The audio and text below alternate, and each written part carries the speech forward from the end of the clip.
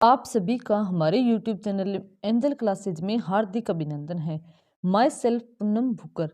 आज हम NCERT की क्लास 7 की बुक कंप्लीट करेंगे। इससे पहले हमने आपको क्लास 6 की NCERT की पूरी बुक केवल 1 घंटे में कंप्लीट करवाई थी। उसी तरह से आज भी हम यह पूरी बुक 1 से 1.5 घंटे के बीच में पूरा करवाने की कोशिश करेंगे। अगर वीडियो बड़ी होती है तो हम इसका सेकंड पार्ट लेकर आएंगे, लेकिन कोशिश करेंगे कि यह एक ही वीडियो में कंप्लीट हो जाए। चलिए स्टार्ट करते हैं। इससे पहले अगर आप इस चैनल पर नए हैं तो चैनल को सब्सक्राइब कर लीजिए, लाइक कर दीजिए और अपने दोस्तों के साथ शेयर कर दीजिए। चलिए स्टार्ट करते हैं। पहला है चैप्टर 1, पर्यावरण। पर्यावरण को इंग्लिश में एनवायरनमेंट कहते हैं। शब्द की उत्पत्ति फ्रेंच भाषा का यह शब्द है एनवायरमेंट, उससे एनवायरमेंट बना है जिसका अर्थ होता है पड़ोस। पर्यावरण किसी भी जीवित प्राणी के चारों ओर पाए जाने वाले लोग, स्थान, वस्तुएं एवं प्रकृति को हम पर्यावरण कहते हैं। और पर्यावरण के अंतर्गत क्या क्या आता है? पहला है स्थलमंडल। पृथ्वी की ठोस प्रपट्टी या कठोर ऊपरी परत को स्थलमंडल कहते हैं। स्थलमंडल चट्टान व खनिजों से बना है, यानी पृथ्वी की जो ठोस प्रपट्टी है, कठोर ऊपरी परत है, उसे हम स्थलमंडल कहते हैं।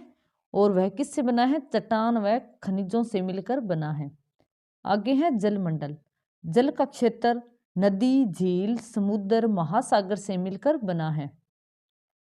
और वायुमंडल पृथ्वी के चारों ओर फैली वायु की पतली परत जो हमें सूर्य की हानिकारक किरणों से बचाती है, यानी हमारी रक्षा करती है। वैसे इतनी पतली भी नहीं है कि परत काफी बड़ी है, हजारों किलोमीटर तक चौड़ी है, लेकिन वैसे पतली परत। पृथ्वी का गुरुत्वाकर्षण बल अपने चारों ओर के वायुमंडल को थामे रखता है, यानी जो पृथ्वी का गुरुत्वाकर्षण बल है वो क्या है? वो अपनी ओर वस्तुओं को खींचता है। इसी तरह से जो वायुमंडल है हमारा, उसे भी पृथ्वी अपने गुरुत्वाकर्षण बल से अपने थामे रखता है, अपने आसपास।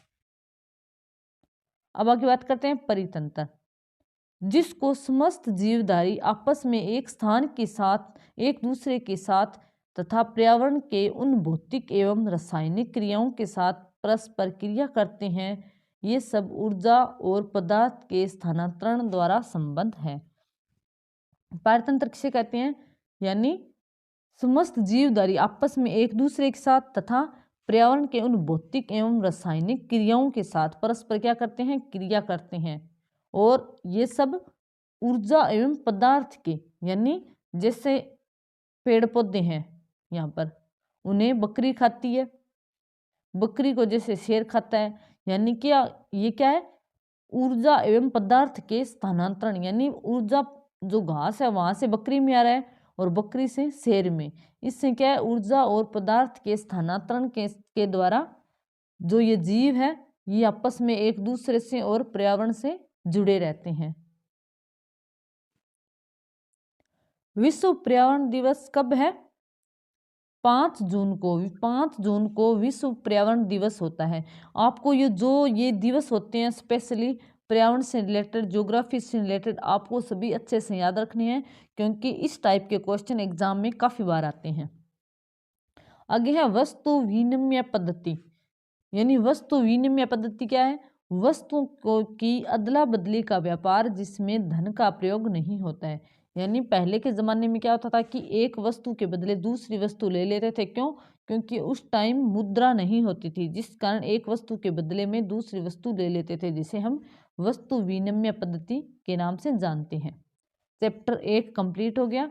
आप थोड़ा सा शॉर्ट में देख लीजिए, सिंपल सा चैप्टर है बिल्कुल। पर्यावरण क्या है? एनवायरमेंट है, और यह फ्रेंच शब्द एनवायरोनर से बना है, जिसका अर्थ पड़ोस है। और पर्यावरण किसे कहते हैं? इसके बाद स्थलमंडल आ गया, फिर जलमंडल, फिर वायुमंडल, और फिर परितंत्र आ गया, फिर विश्व पर्यावरण दिवस आ गया, और फिर वस्तु विनिमय पद्धति आ गया। और इस तरह से आपका एक चैप्टर कंप्लीट होता है। आगे बात करते हैं चैप्टर नंबर 2 की। सबसे पहले हम बात करते हैं, यह क्या है? पृथ्वी है। यह पृथ्वी है, और पृथ्वी की कुल त्रिज्या, यानी ये जो त्रिज्या है पृथ्वी की, यानी ये केंद्र है, यहाँ से पृथ्वी की त्रिज्या कितनी है? कुल 6371 किलोमीटर। ये याद रखना, ये क्वेश्चन आ सकता है। पृथ्वी की कुल त्रिज्या कितनी है? 6371 किलोमीटर है पृथ्वी की। अब हम बात करते हैं जो पृथ्वी है वो किससे बनी है और उसको किन किन पार्ट में हम बांट सकते हैं। सबसे पहले जो ऊपर का पार्ट है, जो ऊपरी परत है, जो ये 1% है जिसे हम मानते हैं, वह है भूपर्पट्टी, यानी जो परपट्टी है, और इसे यह क्या है? पृथ्वी की सबसे ऊपरी परत है। इसमें महाद्वीपीय सतह और महासागरीय सतह शामिल होती है। महाद्वीपीय सतह चौड़ी होती है, जैसे लगभग 35 किलोमीटर इसकी चौड़ाई होती है, जो कि सिलिकॉन और एल्यूमिना से मिलकर बनी है, इसलिए इसे सियाल के नाम से जानते हैं। लेकिन जो महासागरीय स्थल है वह लगभग 5 किलोमीटर चौड़ी होती है, यानी महाद्वीपीय सतह की अपेक्षा कम चौड़ी होती है। ये याद रखना, ये क्वेश्चन आता है कि कौन सी चौड़ी ज़्यादा है, कौन सी की चौड़ाई कम है। तो महाद्वीपीय सतह की चौड़ाई ज़्यादा और महासागरीय सतह की चौड़ाई कम होती है। और यह सिलिका और मैग्नीशियम से बना है, जिसे हम सिम्मे कहते हैं, सिम्मा या फिर सिम्मे कहते हैं। सिलिका और मैग्नीशियम से बना है। और यह जो महाद्वीपीय सतह किससे बनी है? सिलिकॉन और एल्यूमिना से। उसके बाद हम बात करते हैं मेटल की, जो कि है 84%। ये क्वेश्चन भी आता है कि सबसे ज़्यादा पार्ट पृथ्वी में किसका है? तो किसका है? मेटल का है, ठीक है। और कितनी है इसकी त्रिज्या? 2900 किलोमीटर त्रिज्या किसकी? मेटल की।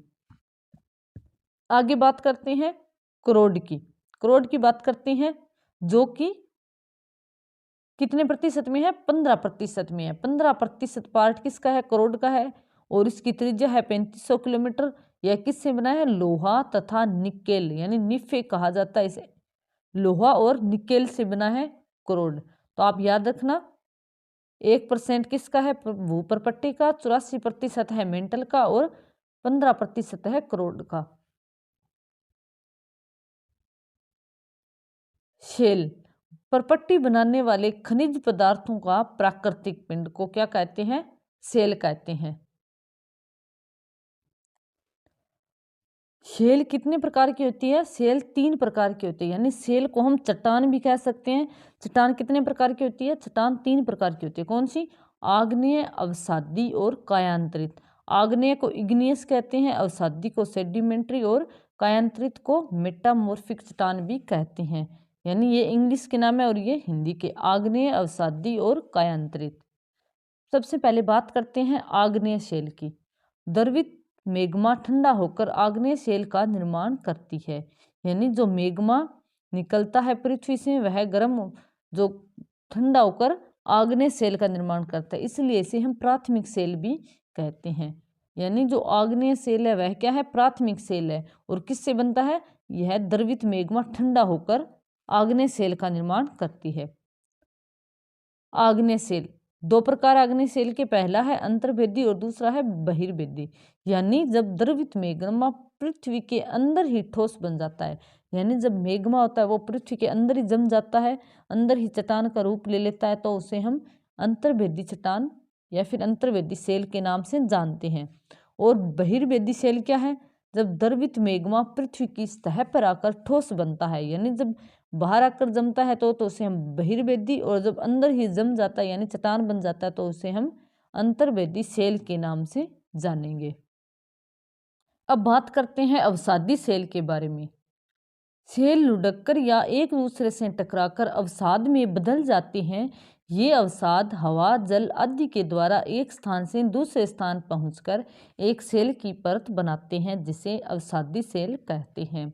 यानी जब आग्नेय शेल होती है, जैसे ये आग्नेय शेल है, जब ये टूटती है और परिवहन के साधन द्वारा, यानी परिवहन के साधन ये नहीं कार बस, परिवहन का साधन क्या है? हवा हो गई, जल हो गई, ठीक है।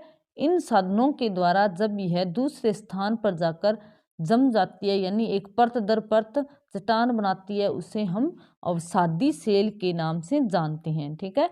कि शेल लुढ़ककर या एक दूसरे से टकराकर अवसाद में बदल जाते हैं, और ये अवसाद हवा, जल आदि के द्वारा एक स्थान से दूसरे स्थान पहुंचकर एक शेल की परत बनाते हैं, जिसे अवसादी शेल के नाम से जानते हैं।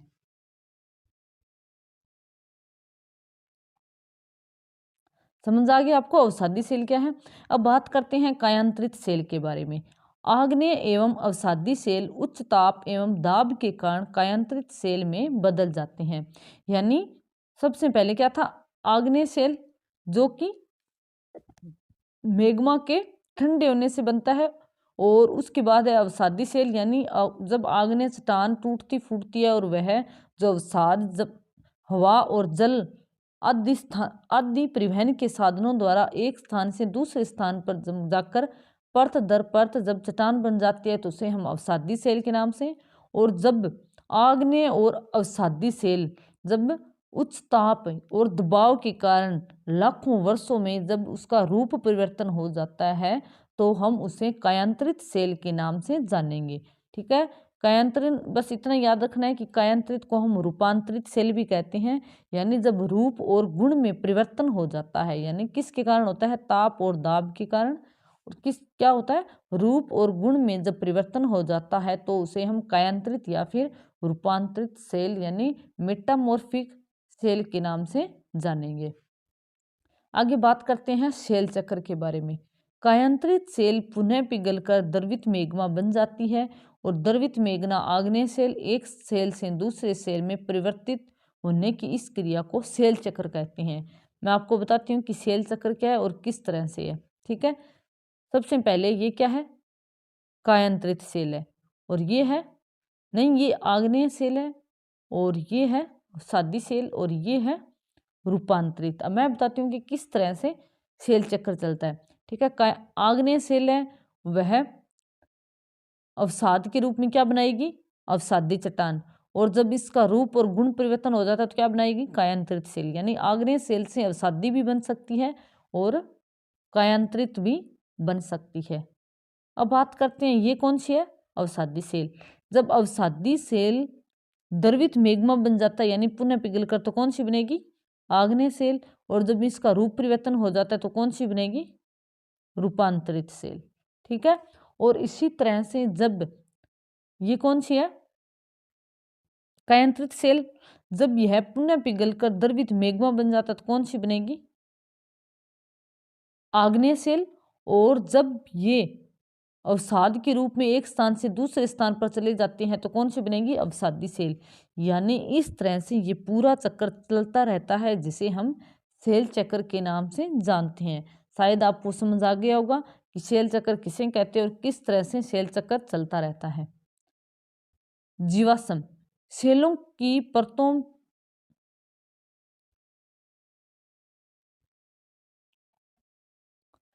सेलों की परतों में दबे मृत पौधे एवं अवशेष, यानी जैसे कि ये चट्टान है,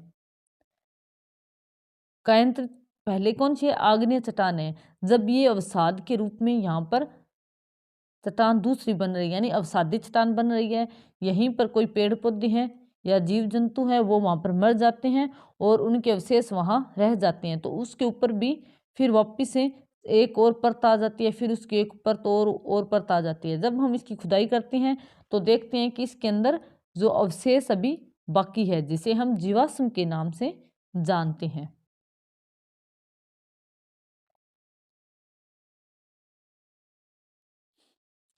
यहाँ पर देखिए शब्द इग्नियस, लैटिन शब्द इग्निस से बना है जिसका अर्थ होता है अग्नि।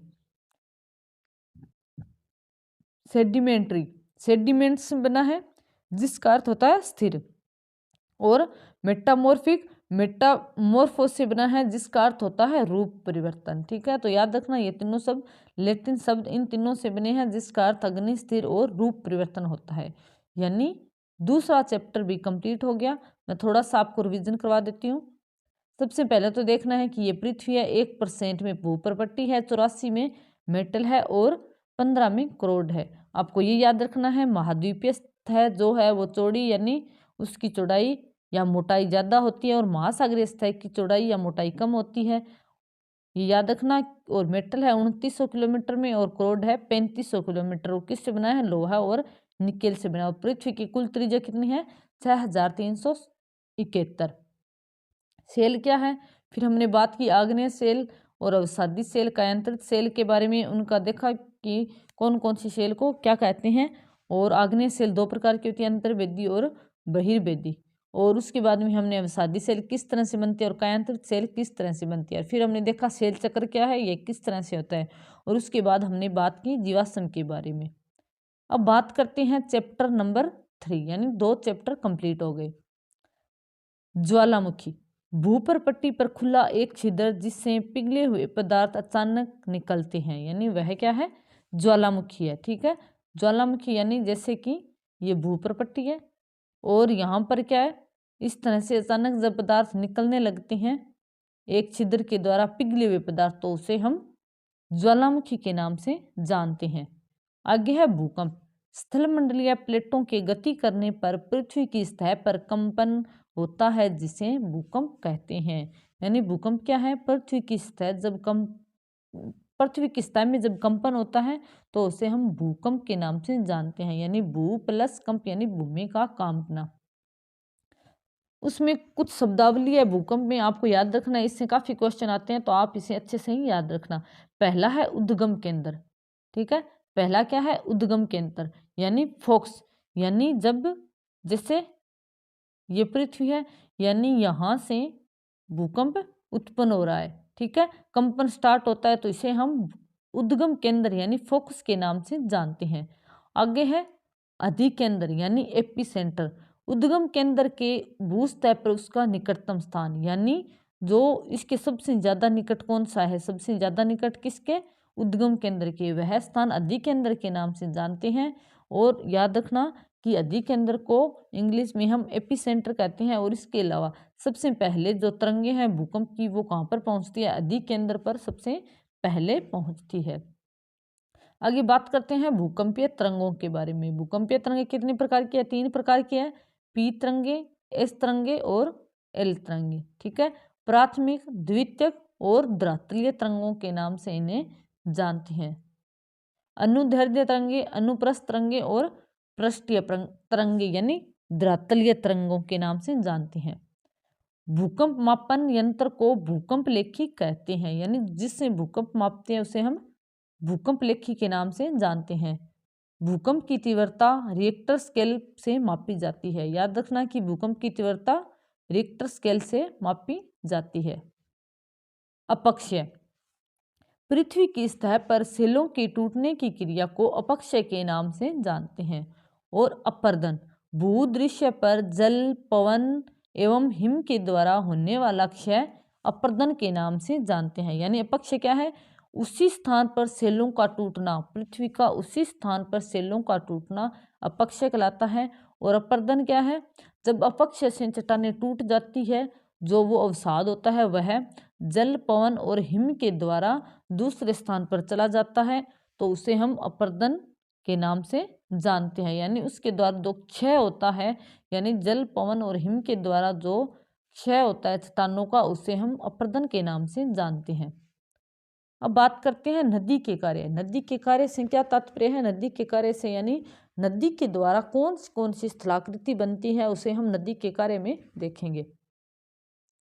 सबसे पहले बात करते हैं जलप्रपात के बारे में, यानी इसे हम झरना बोलते हैं। यानी झरना छोटा होता है लेकिन जलप्रपात बहुत बड़ा होता है। नदी का किसी खड़े ढाल वाले स्थान से अत्यधिक कठोर खड़े ढाल वाली घाटी में गिरती है। यानी जैसे कि इस तरह से है, जब यह जल यहाँ से यहाँ पर गिरता है तो उसे हम जलप्रपात के नाम से जानते हैं। यानी नदी का किसी खड़े ढाल वाले, जैसे कि ये खड़ा ढाल है, खड़े ढाल वाले स्थान से अत्यधिक कठोर, यानी ये कठोर भी है और खड़ा भी है, अत्यधिक कठोर खड़े ढाल वाली घाटी में गिरता है। आगे है विसर्प। नदी मैदानी क्षेत्रों में मोड़दार मार्गों पर बहती है। नदी मैदानी क्षेत्रों में मोड़दार मार्गों पर बहती है। इन्हीं बड़े मेड़ों को विसर्प कहते हैं। यानी कि मैं आपको बताती हूँ किस तरह से। आपने देखा होगा कि नदियां इस तरह से चलती है, नदियां, ठीक है, तो इन्हें हम विसर्प के नाम से जानते हैं। यानी ये क्या है, जैसा सर्प चलता है उसी तरह से नदी जा रही है, तो उसे हम विसर्प के नाम से कहते हैं। ठीक है, कि नदी मैदानी क्षेत्रों में मोड़दार मार्ग, ये जो मोड़दार मार्ग है वहां पर बहती है और इन्हीं बड़े मेड़ों को विसर्प कहते हैं। आगे है चाप झील, यानी इसे हम गोखुर झील के नाम से भी जानते हैं। समय के साथ विसर्प लूप नदी से कट जाते हैं और एक अलग झील बनाते हैं। इन्हीं झीलों को हम चाप झील कहते हैं। अब बात करते हैं चाप झील क्या है, यानी गोखुर झील क्या है। जब ये नदी इस तरह से बह रही है, मैंने अभी आपको बताया कि विसर्प में चलती है, लेकिन क्या है कई बार क्या होता है ये मतलब इस तरह से बहुत गहरे तक काट देती है नदी भूमि को, और नदी क्या है अपना मार्ग इस तरह से बदल लेती है, फिर जैसे इस तरह से। ठीक है, तो ये क्या है, ये जो विसर्प होते हैं वो अलग रह जाते हैं और यहाँ पर अवसाद जमा हो जाता है, यानी यहाँ पर क्या होता है अवसाद जमा हो जाता है यहाँ पर इन क्षेत्रों में।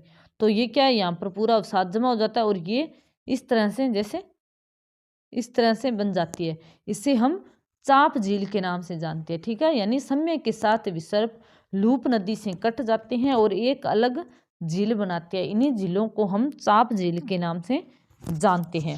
ठीक है, समझ आ गया होगा कि चाप झील क्या है, विसर्प क्या है और जलप्रपात क्या है। अब हम बात करते हैं वितरिका के बारे में कि वितरिका क्या है। समुद्र में गिरने से पहले नदी अनेक धाराओं में विभाजित हो जाती है। इन्हीं धाराओं को हम वितरिका कहते हैं। यानी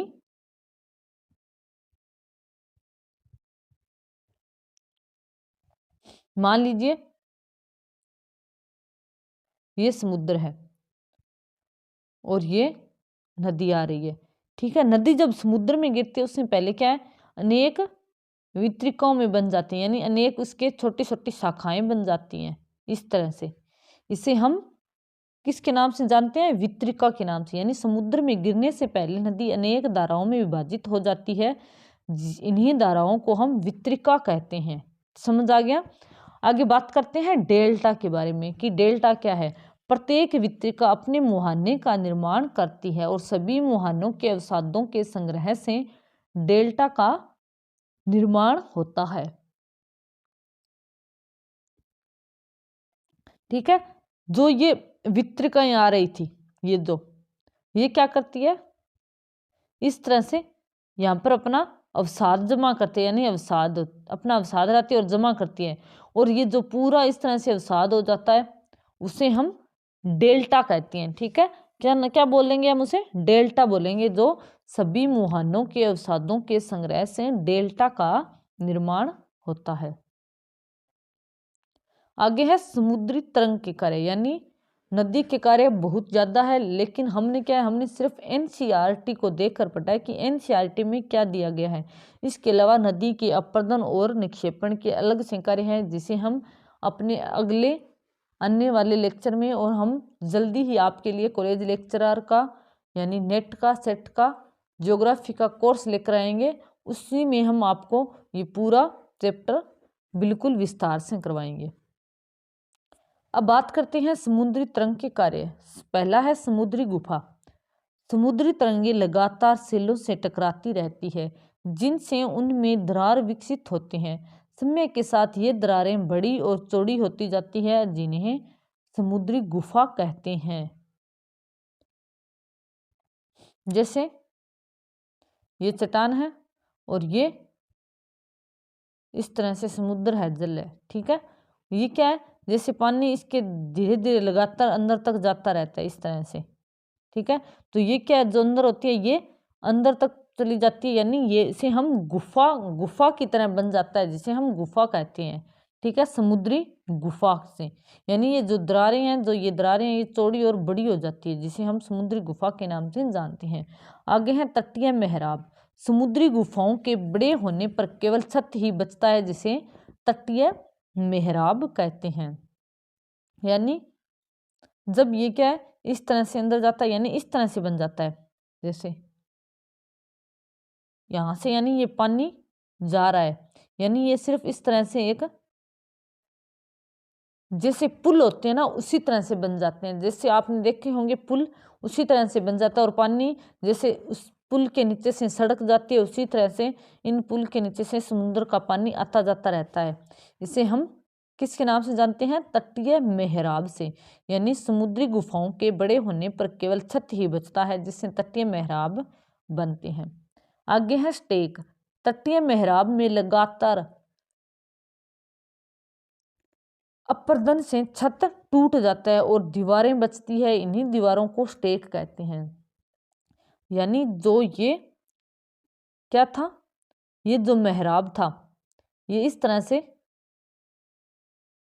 टूट जाता है, ठीक है, इस तरह से टूट गया।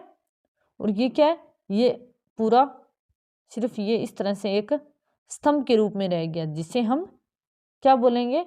इसे हम स्टेक के नाम से जानेंगे, ठीक है। क्या नाम से? स्टेक के नाम से जानेंगे। आगे है समुद्र भृगु। समुद्री जल के ऊपर लगभग ऊर्ध्वाधर उठे हुए उत्सेलीय तटों को समुद्री भृगु कहते हैं। यानी जो ये जल है समुद्र का के ऊपर ऊर्ध्वाधर, यानी जैसे इस तरह से ऊपर उठे हुए जो उत्सेलीय तटों को हम क्या कहेंगे? समुद्री भृगु के नाम से जानेंगे। आगे है समुद्र पुलिन।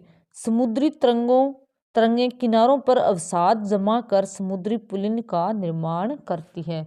जैसे कि मैं आपको बताती हूँ, जैसे ये पूरा समुद्र है, यहाँ पर पूरा जल है, लेकिन क्या है कि समुद्री तरंगे किनारों पर अवसाद जमा करती है। यानी जैसे कि इस तरह से अंदर तक एक इस तरह से बना देती है, पुल टाइप बना देती है, जिसे हम समुद्री पुलन बोलेंगे, ठीक है। इसे हम क्या बोलेंगे?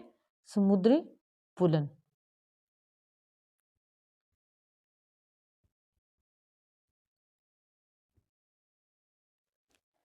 अब हम बात करते हैं हिमनद के कार्य के बारे में।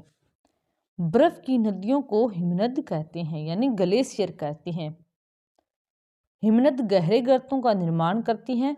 पर्वतीय क्षेत्र में बर्फ के पिघलने से उन गर्तों में पानी भर जाता है और सुंदर झील का निर्माण होता है। यानी जैसे इस तरह से बर्फ जमा है यहाँ पर, ठीक है, और पर्वतीय क्षेत्र में क्या, जब ये बर्फ पिघल जाती है तो यहाँ पर एक क्या बन जाता है? जल बन जाता है, ठीक है, पिघल कर एक झील का निर्माण होता है, यानी सुंदर झील का निर्माण होता है। हिमनद के द्वारा लाए गए पदार्थ जैसे छोटे बड़े शेल, रेत एवं तलछट मिट्टी निक्षेपित होते हैं। ये निक्षेप हिमोड का निर्माण करते हैं। यानी जब ये जो इस तरह से बड़े बड़े ग्लेशियर होते हैं, जब ये आगे जलते हैं तो इनके साथ क्या है? छोटे बड़े सेल, रेत और तलछट भी साथ में आता है, और जिसे हम जो निक्षेप होते हैं उसे हम हिमोड के नाम से जानते हैं। आगे बात करते हैं पवन के कार्य। रेगिस्तान में पवन अपरदन एवं निक्षेपण का प्रमुख कारक है। यानी जो रेगिस्तान इलाका है वहां पर अपरदन और निक्षेपण किसके द्वारा होता है? पवन के द्वारा।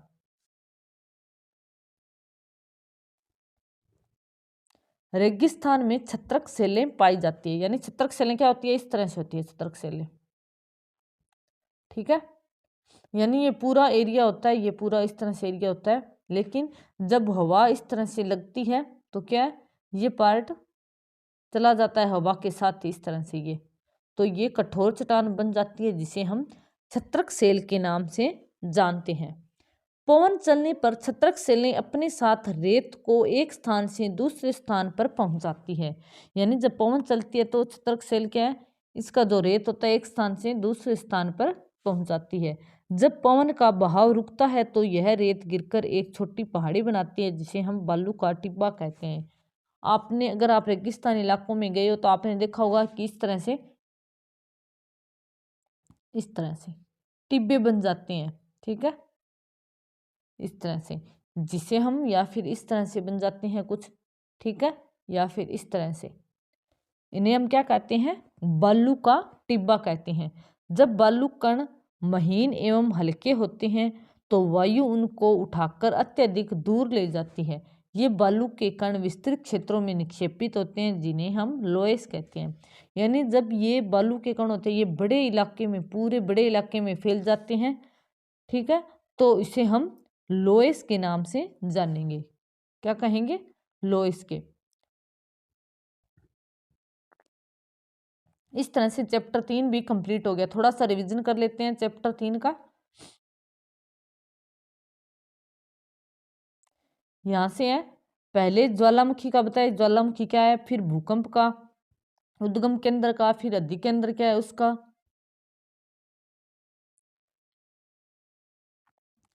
फिर हमने बात की भूकंपीय तरंगों के बारे में। हमने बताया कि पी तरंगे, एस तरंगे, एल तरंगे, 3 तरह की तरंगे होती है, प्राथमिक, द्वितीयक और धरातलीय तरंगे।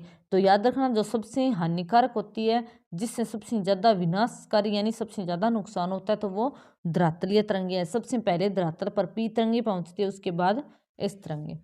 फिर हमने बताया भूकंप लेखी से भूकंप मापन करते हैं और रिएक्टर स्केल पर भूकंप की तीव्रता को मापते हैं। अपक्षय क्या है? अपने ही स्थान पर चट्टानों का टूटना। अपर्दन क्या है? जब जल, पवन और हिम के द्वारा जो चट्टानों का क्षय होता है, उसे हम अपक्षय, अपर्दन के नाम से जानते हैं। नदी के कार्य बताएं कि जलप्रपात, विसर्प और चाप झील बनाती है। इसके अलावा वितरिका और डेल्टा का निर्माण करती है। फिर हमने बात की समुद्री तरंग के बारे में। समुद्री गुफा, तटीय मेहराब, स्टेक, समुद्र भृगु और समुद्र पुलिन का निर्माण करती है। फिर हमने हिमनदी के बारे में बात की, झील का निर्माण करती है और हिमोड का निर्माण करती है। फिर हमने बात की पवन के बारे में। पवन क्या बनाती है? एक तो छत्रक सेलें बनाती है, ठीक है, छत्रक सेलें बनाती है, और उसके बाद हमने बताया बालू का टिब्बा बनाती है, और क्या बनाती है? लोएस बनाती है। तो एक बात और याद रखना, एक ट्रिक और बता दूं कि क्वेश्चन किस तरह से आते हैं। क्वेश्चन एग्जाम में इस तरह से आ सकता है कि आपको दे देंगे निम्न में से कौन सा कार्य समुद्री तरंग का कार्य है। इस तरह से क्वेश्चन आ सकता है। यहाँ पर एक जैसे तटीय स्टेक का नाम दे दिया, इसके अलावा जैसे इन्होंने हिमोड दे दिया, या फिर लोएस दे दिया, या फिर तर्क सेलें दे दी। इस तरह से 4 ऑप्शन आ जाएंगे, उनमें से आपको बताना है कि कौन सा कार्य समुद्री तरंग का है। इस तरह से क्वेश्चन आ सकता है। तो आप इनके नाम और ये किस तरह से आकृति बनाती है उनको अच्छे से याद रखना। अब हम स्टार्ट करते हैं चैप्टर नंबर 4। सबसे पहले हम देखते हैं कि वायुमंडल में कौन सी कितनी गैस है। तो आप यहाँ पर देख सकते हो कि नाइट्रोजन है 78%, ऑक्सीजन है 21% और आर्गन है 0.93% और CO2 है 0.03%, जो कि वर्तमान में हो गई है 0.04%, और बाकी अन्य गैसें। अब हम बात करते हैं वायुमंडल के बारे में और परतों के बारे में। उससे पहले ये देख लेते हैं, CO2 वायुमंडल में फैलकर पृथ्वी के विकृत ऊष्मा को पृथ्वी पर रोककर ग्रीन हाउस प्रभाव पैदा करती है, इसलिए इसे ग्रीन हाउस गैस भी कहते हैं। कारखानों एवं कार के धुएं से वायुमंडल में CO2 का स्तर बढ़ता है, जिससे पृथ्वी का तापमान बढ़ता है। इसे भूमंडलीय तापन यानी ग्लोबल वार्मिंग कहते हैं। सबसे पहले तो बात करते हैं कि ग्रीन हाउस गैस क्या है। जब जो वायुमंडल की परत है, स्पेशली CO2 है, वह जो लघु तरंगें आती है यानी सौर विकिरण आती है सूर्य से, उनको तो अंदर तक यानी धरातल तक आने देती है, लेकिन जो पार्थिव विकिरण के रूप में दीर्घ तरंगें जाती है, उनमें से कुछ तरंगों को जो CO2 है वह रोक लेती है, जो कि ग्रीन हाउस गैस का काम करती है। यानी यहाँ पर इस कारण वायुमंडल क्या हो जाता है? गर्म हो जाता है और बाहर नहीं जा पाती है, इसलिए इसे ग्रीन हाउस गैस प्रभाव कहते हैं। लेकिन कई बार क्या होता है कि CO2 का स्तर जब बढ़ जाता है, यानी CO2 वायुमंडल में बढ़ जाती है, तो भी उस कारण क्या होता है कि पृथ्वी का तापमान ज़्यादा होने लगता है, क्योंकि जो ऊष्मा है वो वायुमंडल में ज़्यादा रह जाती है, यानी उसका अवशोषण ज़्यादा होता है। उसी कारण तापमान पृथ्वी का बढ़ने लगता है। इसे हम भूमंडलीय तापमान या फिर ग्लोबल वार्मिंग के नाम से जानते हैं, जो कि हमारे लिए क्या है? हानिकारक है, हमारे लिए, जीवन के लिए और पेड़ पौधों के लिए। अब बात करते हैं परतों के बारे में। सबसे पहले परत है क्षोभ मंडल, जो कि 13 किलोमीटर तक पाई जाती है। यहाँ पर वर्षा, कोहरा, ओलावर्षण यानी जो मौसमी घटनाएं हैं वो सारी क्षोभ मंडल में होती है। क्षोभ मंडल धरातल से 13 किलोमीटर की ऊंचाई पर पाई जाती है। उसके बाद हम बात करते हैं समताप मंडल के बारे में, जो कि धरातल से यानी धरातल से 50 किलोमीटर तक समताप मंडल पाया जाता है। वहाँ पर बादल नहीं पाए जाते और हवाई जहाज उड़ाने के लिए आदर्श स्थिति होती है। और इसके अलावा सबसे मोस्ट इम्पोर्टेंट बात यह है कि उस समताप मंडल में ही ओजोन गैस की परत पाई जाती है। उसके बाद है मध्य मंडल, जो कि 80 किलोमीटर तक ऊंचाई है, यानी धरातल से 80 किलोमीटर तक ऊंचाई है किसकी, मध्य मंडल की। और यहाँ पर उल्कापिंड का जलना स्टार्ट हो जाता है, यानी उल्कापिंड जलना स्टार्ट कहाँ होता है, तो वो है मध्य मंडल में। उसके बाद बात करते हैं हम बाह्य वायुमंडल के बारे में, जो कि 80 से 400 किलोमीटर, यानी यहाँ पर 80 किलोमीटर है, यहाँ से 400 किलोमीटर तक पाया जाता है। इसे हम आयन मंडल भी कहते हैं और आयन मंडल इसका एक भाग है। और बाह्य वायुमंडल को ही हम तापमंडल के नाम से जानते हैं। और रेडियो संचार के लिए जो भी उपयोगी तरंगें होती हैं, किरणें होती है, वो आयन मंडल में ही पाई जाती है। और उसके बाद रह जाता है बहिर्मंडल, जो बाकी खुला आसमान रह जाता है उसे हम बहिर्मंडल के नाम से जानते हैं।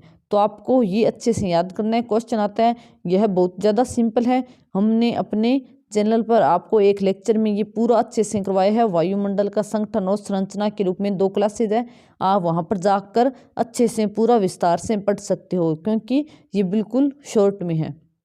क्योंकि हम सिर्फ एनसीईआरटी में जो दिया गया उसी के हिसाब से करवा रहे हैं, एक्स्ट्रा कुछ भी नहीं बता रहे हैं। अगर आपको अच्छे से पढ़ना है तो आप हमारे चैनल पर देख सकते हो जाकर। आगे बात करते हैं, तापमान को मापने की मानक इकाई डिग्री सेल्सियस है। ठीक है, किससे, डिग्री सेल्सियस से तापमान को हम मापते हैं। वायुदाब क्या है, पृथ्वी की सतह पर वायु द्वारा लगाया गया दाब वायुदाब है। और पवन, उच्च दाब क्षेत्र से निम्न दाब क्षेत्र की ओर वायु की गति, यानी उच्च दाब का जो क्षेत्र है वहां से निम्न दाब का जो क्षेत्र है, उच्च दाब से निम्न दाब क्षेत्र की ओर जो वायु की गति होती है उसे हम पवन के नाम से जानते हैं। पवन 3 प्रकार की होती है। पहली है स्थायी पवनें, इसमें पश्चिमी और पूर्वी पवनें आ गई। पश्चिमी पवनें यानी पछुआ पवनें, और जो पूर्वी पवनें हैं उसमें व्यापारिक पवनें और ध्रुवीय पवनें। उसके अलावा मौसमी पवनें जैसे कि मानसूनी पवनें। और उसके बाद आगे स्थानीय पवनें, जो स्थल और समुद्र से मीर भी इसके अंतर्गत आता है। आर्द्रता क्या है, वायु में जलवाष्प की मात्रा, यानी वायु में जलवाष्प की कितनी मात्रा है उसे हम आर्द्रता के नाम से जानते हैं, जो कि 0 से 4% के बीच पाई जाती है। वर्षा, पृथ्वी पर जल के रूप में गिरने वाला वर्षण को वर्षा कहते हैं। और वर्षा कितने प्रकार की होती है, पहली है सवैनीय वर्षा, दूसरी है पर्वतीय वर्षा और तीसरी है चक्रवातीय वर्षा। जो सवैनीय वर्षा है वह जो भूमध्य रेखीय प्रदेश है वहां पर होती है, क्योंकि यह दिन में 2 बजे के बाद डेली होती है। और पर्वतीय वर्षा पर्वतीय स्थानों पर होती है। और उसके अलावा चक्रवात के कारण होने वाली वर्षा को चक्रवातीय वर्षा कहते हैं। वर्षण के दूसरे रूप और कौन कौन से हैं, हिम, सहिमवृष्टि तथा ओलावृष्टि, ये सारे वर्षण के रूप है। और उसके अलावा है एक वर्षा। तो चैप्टर नंबर 4 आपका कंप्लीट हो गया। ठीक है, आप देख सकते हो बिल्कुल छोटा सा चैप्टर है, अच्छे से याद करना। पहले यहाँ पर गैस का दिया गया है, कौन सी गैस कितनी है, और उसके बाद जो ये मंडल है, जितने भी परतें हैं वायुमंडल की वो दी गई है, जैसे क्षोभ मंडल, समताप मंडल आ गया, और उसके बाद मध्य मंडल आ गया, फिर बाह्य वायुमंडल आ गया, और फिर बहिर्मंडल आ गया। ठीक है, और उसके बाद आ गया यहाँ पर बताया कि ग्रीन हाउस गैस क्या है, और उसके बाद ग्लोबल वार्मिंग की बात की गई है। और उसके बाद बताया तापमान को मापने की कई डिग्री सेल्सियस है। वायुदाब क्या है, वायु द्वारा लगाया गया दाब वायुदाब है। पवन क्या है, उच्च दाब से निम्न दाब की ओर चलने वाली वायु की गति को पवन कहते हैं। पवनें 3 प्रकार के, स्थायी, मौसमी और स्थानीय पवनें। आर्द्रता, वायु में जलवाष्प की मात्रा, और फिर वर्षा की बात हो गई, और वर्षा के 3 प्रकार हो गए। ठीक है, अब स्टार्ट करते हैं चैप्टर नंबर 5, जल चक्र। ऐसा प्रक्रम जिसमें जल लगातार अपने स्वरूप को बदलता है और महासागरों, वायुमंडल और धरती के बीच चक्कर लगाता है, उसे हम जल चक्र कहते हैं।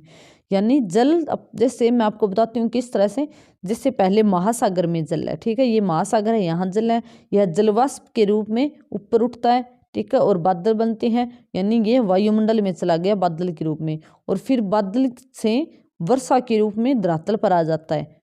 ठीक है, और उसके बाद धरातल से नदी के द्वारा वापिस से महासागरों में आ जाता है।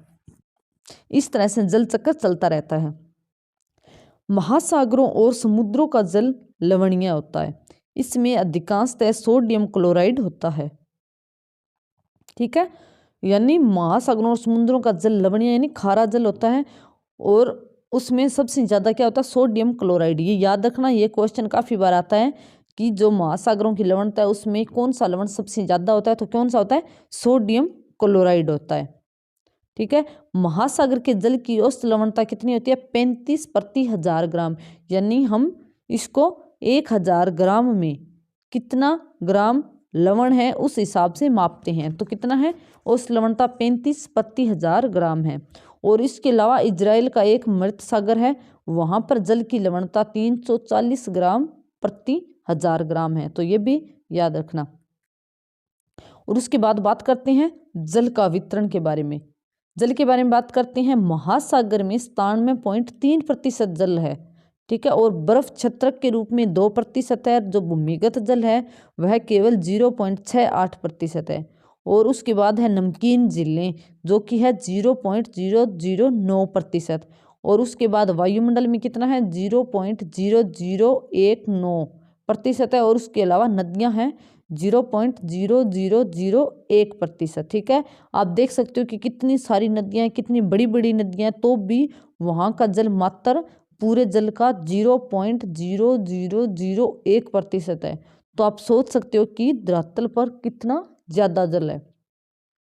ठीक है, अब बात करते हैं 2004 के सुनामी में भारतीय तट क्षेत्रों में अत्यधिक विनाश हुआ था। जो 2004 में सुनामी आई थी उस टाइम अत्यधिक विनाश हुआ था। सुनामी के बाद अंडमान निकोबार में इंदिरा पॉइंट, जो कि सबसे दक्षिणी पॉइंट था भारत का, वह डूब गया था। ठीक है, ये याद रखना कि जो 2004 में सुनामी आई थी, जो भारत का सबसे दक्षिणी पॉइंट था इंदिरा पॉइंट, वह सुनामी के कारण समुद्र में डूब गया। और इसके अलावा ये भी याद रखना कि विश्व जल दिवस 22 मार्च को होता है। ठीक है, विश्व जल दिवस कब होता है, 22 मार्च को। अब बात करते हैं महासागर की गतियाँ। महासागर की गतियाँ हम किस तरह से समझ सकते हैं, यानी जो महासागर में जल है उसकी गति किस तरह से होती है और क्यों होती है, वो सारा महासागर की गतियों में शामिल होता है। सबसे पहले बात करते हैं तरंगे, फिर ज्वार बाटा और फिर धाराएं। ठीक है, तरंगों के रूप में, और फिर ज्वार बाटा के रूप में, और धाराओं के रूप में। तरंगें छोटी होती है और धाराएं हैं वो बहुत बड़ी बड़ी होती है। तरंगे, महासागरीय जल का महासागरीय सतह पर उठना और गिरना तरंग कहलाता है। आपने देखा होगा कि महासागर का जो जल है वो इस तरह से ऊपर उठता है, फिर नीचे गिरता है, फिर ऊपर उठता है, फिर नीचे गिरता है, इस तरह से चलता रहता है। ठीक है, उसे हम तरंगे कहते हैं। यानी अगर आप देख सकते हो, जैसे कोई कहीं पर पानी है, जैसे कोई तालाब वगैरह है, ठीक है, आप वहाँ पर एक पत्थर मारना उस पानी में, तो आप देख सकते हो कि वहाँ पर तरंगे उठती है। ठीक है, और उन तरंगों के साथ इस तरह से पानी एक बार ऊपर उठता है, फिर नीचे गिरता है, फिर ऊपर उठता है, फिर नीचे गिरता है, इस तरह से तरंगे चलती है।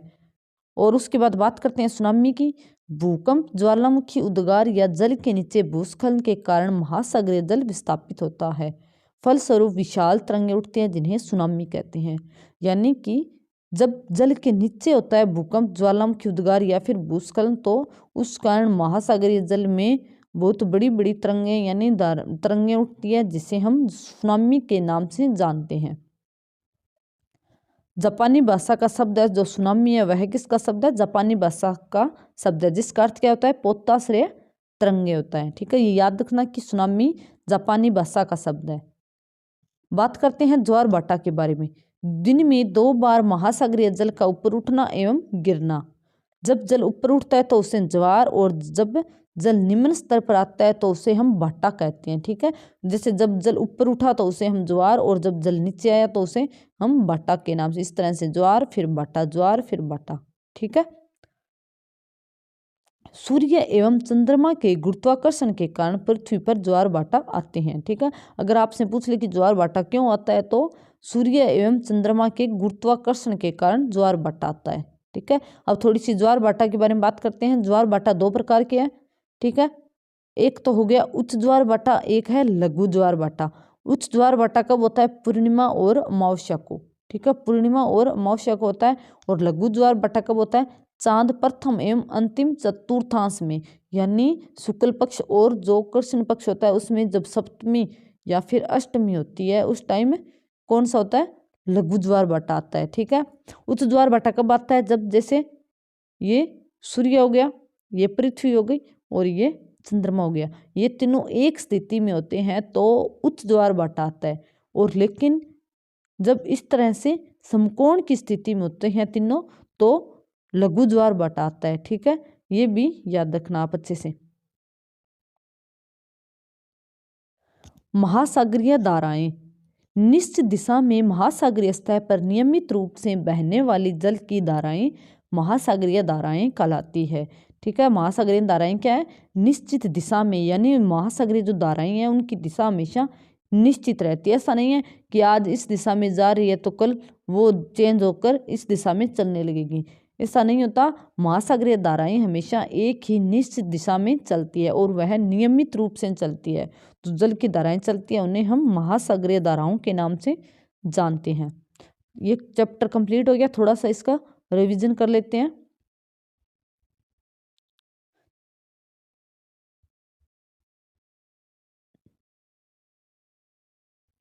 चैप्टर नंबर 5, पहले हमने बात की जल चक्र के बारे में, फिर हमने बताया महासागर और समुद्रों के बीच जो जल होता है वो लवणीय होता है और उसमें सर्वाधिक क्या होता है? सोडियम क्लोराइड होता है। ठीक है, औसत लवणता 35/1000, ये याद रखना। उसके अलावा मृत सागर की भी याद रखना। ठीक है, फिर जल का वितरण, ये आप अच्छे से सारणी बनाकर याद रखना, इसे नोट डाउन कर लेना क्योंकि ये एग्जाम में आता है। आप अच्छे से याद रखना, इसका क्रम आता है जैसे सबसे पहले इस तरह से आ सकता है कि इनको अवरोही क्रम में और या फिर आरोही क्रम में सही करो। ठीक है, इसका क्रम वाइज लगाना आ सकता है, जैसे मतलब जैसे भूमिगत जल, नमकीन झीलें, वायुमंडल और नदियाँ आ गई और इनको बताना है कि सबसे ज़्यादा जल कहाँ है और सबसे कम कहाँ है, या फिर सबसे कम कहाँ है और सबसे ज़्यादा कहाँ है। इस तरह से आरोही अवरोही क्रम के लिए आ सकता है, तो आप इसे अच्छे से याद रखना। ठीक है, विश्व जल दिवस याद रखना 22 मार्च को। महासागरीय गतियाँ, तरंगे और ज्वार भाटा धाराएं। तरंगे क्या है? जो जल का ऊपर उठना और गिरना, तरंगे हो गई। और सुनामी क्या हो गई? जब भूकंप, ज्वालामुखी उद्गार और जल के नीचे भूस्खलन होता है, तो जब जल में बड़ी बड़ी तरंगे आती है तो उसे हम सुनामी के नाम से जानते हैं। सुनामी एक जापानी भाषा का शब्द है। और ज्वार भाटा की बात की, दिन में 2 बार महासागरीय जल का ऊपर उठना और गिरना ज्वार भाटा हो गया। और सूर्य और चंद्रमा के गुरुत्वाकर्षण के कारण ज्वार भाटा आते हैं। ठीक है, उच्च ज्वार भाटा कब आता है? पूर्णिमा अमावस्या को। और लघु ज्वार भाटा जब सप्तमी और अष्टमी होती है, यानी चांद प्रथम एवं अंतिम चतुर्थांश में होता है, तब आता है लघु ज्वार भाटा। और महासागरीय धाराओं की बात की। अब हम बात करते हैं चैप्टर नंबर 6 के बारे में।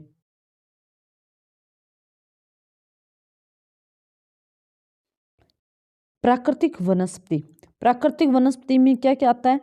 वन आते हैं, घास तल आते हैं, यानी कांटेदार झाड़ियाँ आती है। प्राकृतिक वनस्पति होती क्या है? यानी बिना मानव के हस्तक्षेप के अलावा जो वनस्पति पनपती है उसे हम प्राकृतिक वनस्पति के नाम से जानते हैं, जिनमें वन हो गए, घास तल हो गए और कांटेदार झाड़ियाँ हो गई। सबसे पहले बात करते हैं वनों के बारे में।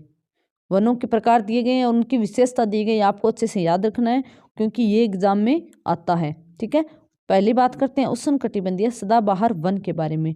एक बार फिर से मैं आपको बता देती हूँ कि जो ये पढ़ा रही हूँ वो सिर्फ एनसीईआरटी को ध्यान में रखकर, यानी एनसीईआरटी 7th की क्लास की जो बुक है उसमें जो दिया गया है मैं वही पढ़ा रही हूँ, इसके अलावा कुछ एक्स्ट्रा से नहीं करवा रही हूँ। अगर आपको इसको पढ़ना है तो हम आने वाले टाइम में आपके लिए नई नई वीडियो लेकर आएंगे, ये सारे टॉपिक करवाएंगे, वहाँ से आप देख सकते हो। ठीक है, स्टार्ट करते हैं। उष्णकटिबंधीय सदाबहार वन। ये वन घने एवं भूमध्य रेखा तथा उष्णकटिबंधीय के पास पाए जाते हैं। सबसे पहले तो लोकेशन है, कहाँ पर पाए जाते हैं? ये घने होते हैं और भूमध्य रेखा, यानी जैसे ये ग्लोब है यानी पृथ्वी, और जो यहाँ पर भूमध्य रेखा 0 डिग्री रेखा होती है वो भूमध्य रेखा होती है, उसके आसपास पाई जाती है। और उष्णकटिबंधीय के पास, यानी ये जो 23.5 डिग्री बीच जो ये उष्णकटिबंधीय क्षेत्र है यहाँ पर पाए जाते हैं। कौन से? उष्णकटिबंधीय सदाबहार वन। ठीक है, और ये क्षेत्र गर्म होते हैं एवं पूरे वर्ष अत्यधिक वर्षा होती है और यहाँ मौसम शुष्क नहीं होता है, इसलिए पेड़ों की पत्तियां पूरी तरह से नहीं झड़ती, इसलिए इन्हें सदाबहार वन कहते हैं। ठीक है, जो उष्णकटिबंधीय सदाबहार वन होते हैं वो क्या होता है, वहाँ पर डेली बारिश होती है, इस कारण वहाँ पर हमेशा हरे भरे रहते हैं और एक साथ सभी पेड़ों की पत्तियां नहीं गिरती है। पेड़ों की पत्तियां तो गिरती है लेकिन एक साथ नहीं गिरती है, उसी कारण ऐसा लगता है कि वो सारे वन सदाबहार है, यानी हरे भरे हैं, इस कारण उन्हें हम सदाबहार के नाम से जानते हैं। यहाँ पर पेड़ कौन कौन से पाए जाते हैं? रोजवुड का, आबनुस का, महोगनी का, ये जो पेड़ है इनको आप याद रखना क्योंकि ये क्वेश्चन आता है। ब्राजील की उष्णकटिबंधीय सदाबहार वन पृथ्वी के फेफड़े की तरह प्रतीत होते हैं, यानी ये भी याद रखना कि जो ब्राजील का उष्णकटिबंधीय सदाबहार वन है उन्हें हम पृथ्वी के फेफड़े के नाम से जानते हैं। एनाकोंडा विश्व का सबसे बड़ा सांप उष्णकटिबंधीय वर्षा वन में पाया जाता है। याद रखना, जो एनाकोंडा विश्व का सबसे बड़ा सांप है वो कहाँ पाया जाता है? उष्णकटिबंधीय वर्षा वन में पाया जाता है। ठीक है, अब बात करते हैं उष्णकटिबंधीय पर्णपाती वन के बारे में। ये वन मानसूनी वन होते हैं, यानी जहाँ पर मानसून आता है वहाँ पर उष्णकटिबंधीय पर्णपाती वन मिलते हैं, जो कि भारत, ऑस्ट्रेलिया एवं मध्य अमेरिका में पाए जाते हैं। ये आ सकता है कि भारत में कौन से वन ज़्यादातर पाए जाते हैं, तो हम उष्णकटिबंधीय पर्णपाती वन पाए जाते हैं। इन क्षेत्रों में मौसम परिवर्तन होते रहते हैं और ये वन अपनी पत्तियां झाड़ देते हैं, यानी ये क्या, इन्हें पर्णपाती क्यों कहते हैं?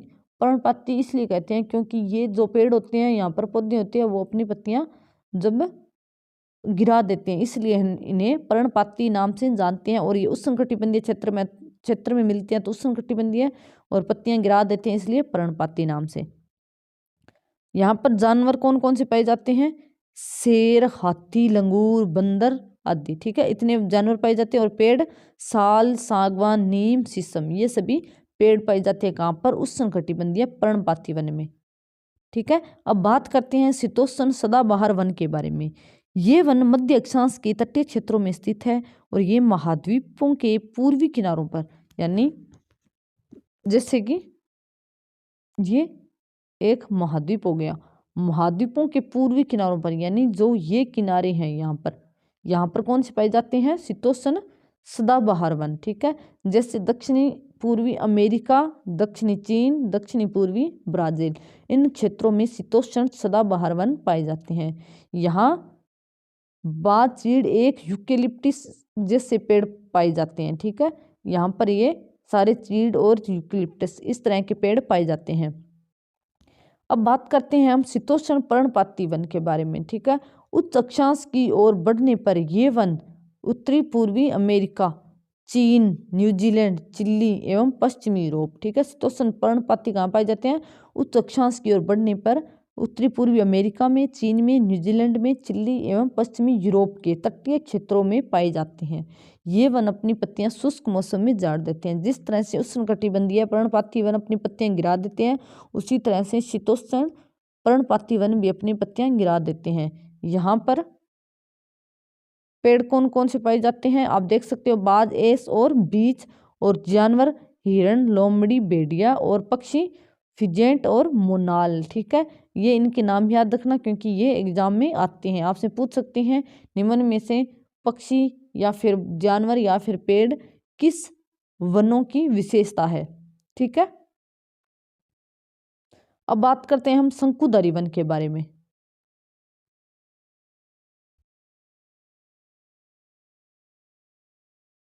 उत्तरी गोलार्ध के उच्च अक्षांशों में यानी 50 डिग्री से 70 डिग्री में शंकुधारी वन पाए जाते हैं। इन्हें टेग्गा वन भी कहते हैं। ठीक है, जो शंकुधारी वन है उन्हें टेग्गा वन कहते हैं, ये भी याद रखना। ये लंबे नरम काष्ठ वाले सदाबहार वृक्ष होते हैं। ठीक है, नरम काष्ठ वाले, इसी कारण जो ये वन है क्या, इन वृक्षों की काष्ठ का उपयोग लुगदी एवं माचिस एवं पैकिंग के लिए बक्से बनाने में किया जाता है, क्योंकि इसी कारण यहाँ पर इन वनों का विनाश सबसे ज्यादा होता है। ठीक है, तो क्वेश्चन आ सकता है कि सबसे ज्यादा विनाश कौन से होता है, तो शंकुधारी वनों का। पेड़ कौन कौन से होते हैं? चीड़ होता है और देवदार होते हैं। और जानवर रजत, लोमड़ी, मिंक और ध्रुविया भालू, ये सारे जानवर मिलते हैं और चीड़ देवदार के ये पेड़ मिलते हैं। आगे है भूमध्य सागरीय वनस्पति। यह वनस्पति यूरोप, अफ्रीका एवं एशिया के भूमध्य सागर के समीप वाले क्षेत्रों में पाई जाती है। यानी जो भूमध्य सागर है वहाँ के समीप के क्षेत्रों में भूमध्य सागरीय वनस्पति पाई जाती है। यह वनस्पति भूमध्य सागर के बाहरी प्रदेशों में भी, यानी सिर्फ जरूरी नहीं है कि भूमध्य सागर के आसपास का जो एरिया वहीं पाई जाती है, इसके अलावा भी यूएसए में, दक्षिणी पश्चिमी अफ्रीका में, दक्षिणी अमेरिका में, दक्षिणी पश्चिमी ऑस्ट्रेलिया में। ये भी याद रखना, ये क्वेश्चन आता है कि कहाँ कहाँ पर, निम्न में से कहाँ पर भूमध्य सागरीय वनस्पति पाई जाती है और निम्न में से कहाँ पर नहीं पाई जाती है। इन प्रदेशों में गर्म, शुष्क, ग्रीष्म एवं वर्षा वाली मृदु शीत ऋतु होती है और इन क्षेत्रों में संतरा, अंजीर, जैतून, टिस फल आदि उपजाई जाते हैं। यानी ये क्वेश्चन भी आता है कि भूमध्य सागरीय वनस्पति जो है, जंगल है, वन है, उनकी विशेषता क्या है? तो यानी वहाँ पर खट्टे फल, ठीक है, खट्टे फल याद रखना। और उसके अलावा जो ग्रीष्म ऋतु होती है वो शुष्क होती है और जो शीत ऋतु होती है वहाँ पर वर्षा होती है, ठीक है। ये विशेषता है भूमध्य सागरीय वनस्पति की। और इसके अलावा जो भूमध्य सागरीय जलवायु है उसी की यही विशेषता है कि वहाँ पर सर्दियों में वर्षा होती है और गर्मियाँ शुष्क रहती है। अब बात करते हैं घास स्थल के बारे में। पहले करते हैं उष्णकटिबंधीय घास स्थल के बारे में। भूमध्य रेखा के दोनों ओर उष्णकटिबंधीय क्षेत्रों में फैले पाए जाने वाली घास की लंबाई 3 से 4 मीटर होती है। यानी जो उष्णकटिबंधीय, जो भूमध्य रेखा के आसपास दोनों है, वहाँ पर लगभग 3 से 4 मीटर लंबी घास पाई जाती है। और इन घास स्थलों में हाथी, जेबरा, जिराफ, हिरण, तेंदुआ आदि जानवर पाए जाते हैं। अब बात करते हैं हम शीतोष्ण घास स्थल के बारे में। ये मध्य अक्षांशीय क्षेत्रों एवं और महाद्वीपों के भीतरी भागों में पाए जाते हैं। यानी जो जैसे ये 0 डिग्री हो गई, ये 23.5 डिग्री कर्क रेखा और 23.5 डिग्री मकर रेखा, यानी जो बाकी 66.5 डिग्री के आसपास के जो अक्षांश है वहाँ पर, और महाद्वीप जो जैसे ये महाद्वीप है इसके भीतरी भागों में पाए जाते हैं। कौन से? शीतोष्ण घास स्थल।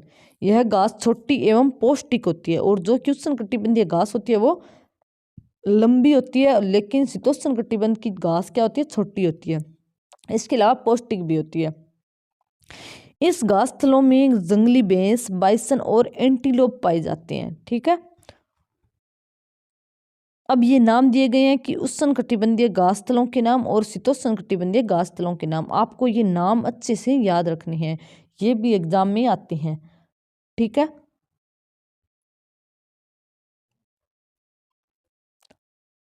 सबसे पहले बात करते हैं पूर्वी अफ्रीका में। पूर्वी अफ्रीका में जो उष्णकटिबंधीय घास स्थल है उसे हम सवाना के नाम से जानते हैं, और ब्राजील में कंपोज के नाम से, वेनेजुएला में लानोस के नाम से जानते हैं।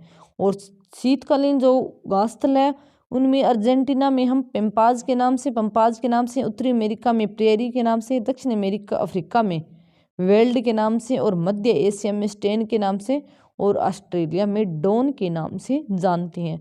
तो आप इन्हें अच्छे से याद रखना, क्योंकि ये क्वेश्चन आता है तो इन्हें अलग अलग याद रखना कि कौन कौन से उष्णकटिबंधीय और कौन से शीतोष्णकटिबंधीय और उनके किस क्षेत्र में किस नाम से जाने जाते हैं। तो आप इन्हें अच्छे से रिवीजन करना।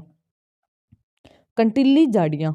शुष्क रेगिस्तान जैसे प्रदेशों में कंटीली झाड़ियाँ पाई जाती है। उष्णकटिबंधीय रेगिस्तान महाद्वीपों के पश्चिमी किनारों पर पाए जाते हैं।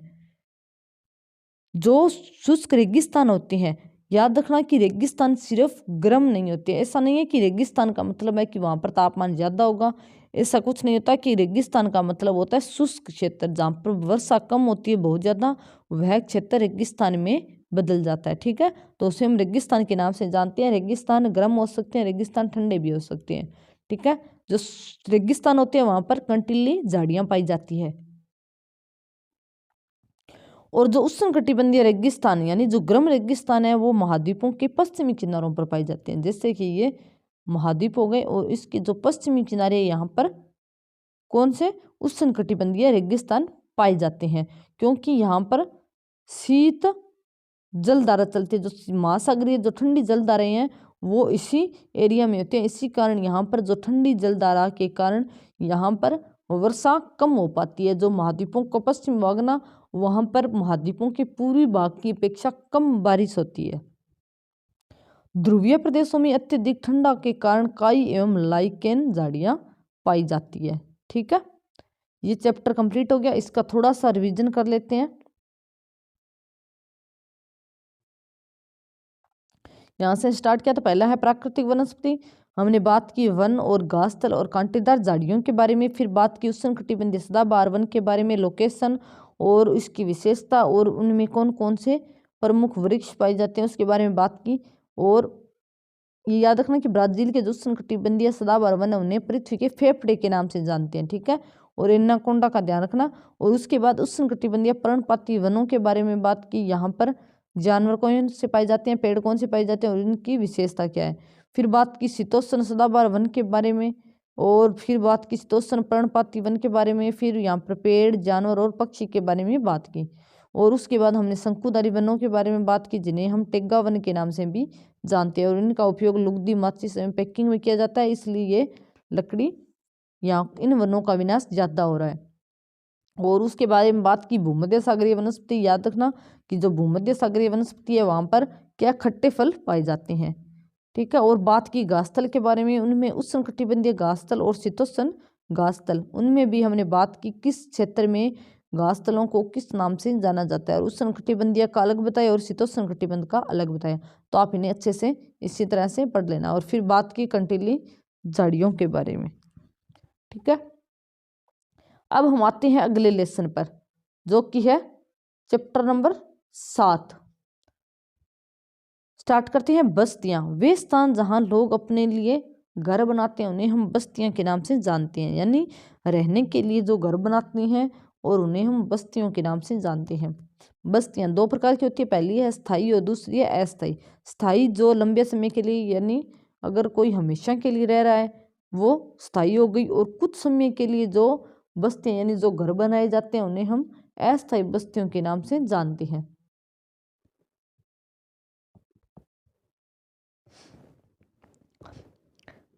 ऋतु प्रवास, लोगों के मौसमी आवागमन में ऋतु प्रवास कहते हैं।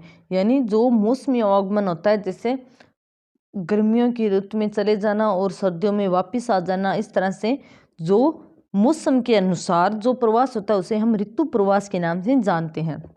बसाव स्थान, जहाँ भवन एवं बस्तियां विकसित होती है उसे हम बसाव स्थान के नाम से जानते हैं। आदर्श बसाव स्थान के लिए प्राकृतिक दशाएं, ये क्वेश्चन भी आता है इस तरह से कि निम्न में से कौन सी दशाएं अनुकूल है और कौन सी प्रतिकूल है। तो अनुकूल दशाएं कौन कौन सी है, मतलब किसी स्थान पर रहने के लिए कौन कौन सी दशाएं हैं जो कि जरूरी है और जो उन्हें रहने के लिए प्रेरित करती है।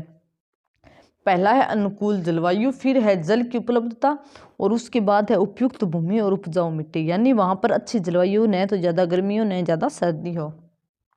क्योंकि अगर तापमान ज़्यादा है तो भी हम रहना मुश्किल हो जाता है, और अगर तापमान कम है बहुत ज़्यादा तो भी वहाँ पर रहना और जिंदगी के लिए कठिन हो जाता है। और उसके अलावा वहाँ पर जल की उपलब्धता अच्छी हो, क्योंकि जल ही जीवन का आधार है, तो इसके लिए जल की आवश्यकता रहती है। और उपयुक्त भूमि हो ताकि वहाँ पर अच्छी फसल उगाई जा सके। और उसके अलावा उपजाऊ मिट्टी हो, क्योंकि अगर उपजाऊ मिट्टी होगी तब भी वहाँ पर अच्छी फसल होगी। इसीलिए तो जो मैदानी, जो नदियों के आसपास के क्षेत्र होते हैं, यानी जहाँ पर मैदान होते हैं नदियों का, वहाँ पर लोग ज़्यादा निवास करते हैं। इसके अलावा जो जैसे कि पर्वतीय क्षेत्र हो गए, जैसे रेगिस्तान हो गए, वहाँ पर जो, उसके अलावा जो ध्रुवीय प्रदेश है वहाँ पर लोग बहुत कम निवास करते हैं। परिवहन, परिवहन लोगों एवं सामान के आवागमन के साधन होते हैं, यानी लोगों और सामान को आने जाने के लिए जिन साधनों का प्रयोग होता है उसे हम परिवहन के नाम से जानते हैं। परिवहन के साधन कौन कौन से हैं? सड़क मार्ग हो गया, रेल मार्ग हो गया, जल मार्ग हो गया और वायु मार्ग हो गया। सबसे पहले बात करते हैं सड़क मार्ग के बारे में। कम दूरी यातायात के लिए सबसे अधिक उपयोग किए जाने वाला मार्ग है, कौन सा है? सड़क मार्ग। हिमालय पर्वत पर मनाली लेह राजमार्ग विश्व के सबसे ऊंचे राजमार्गों में से एक है, यानी जो हिमालय पर्वत पर मनाली लेह राजमार्ग है वह विश्व का सबसे जो ऊंचा राजमार्ग है उनमें से एक है।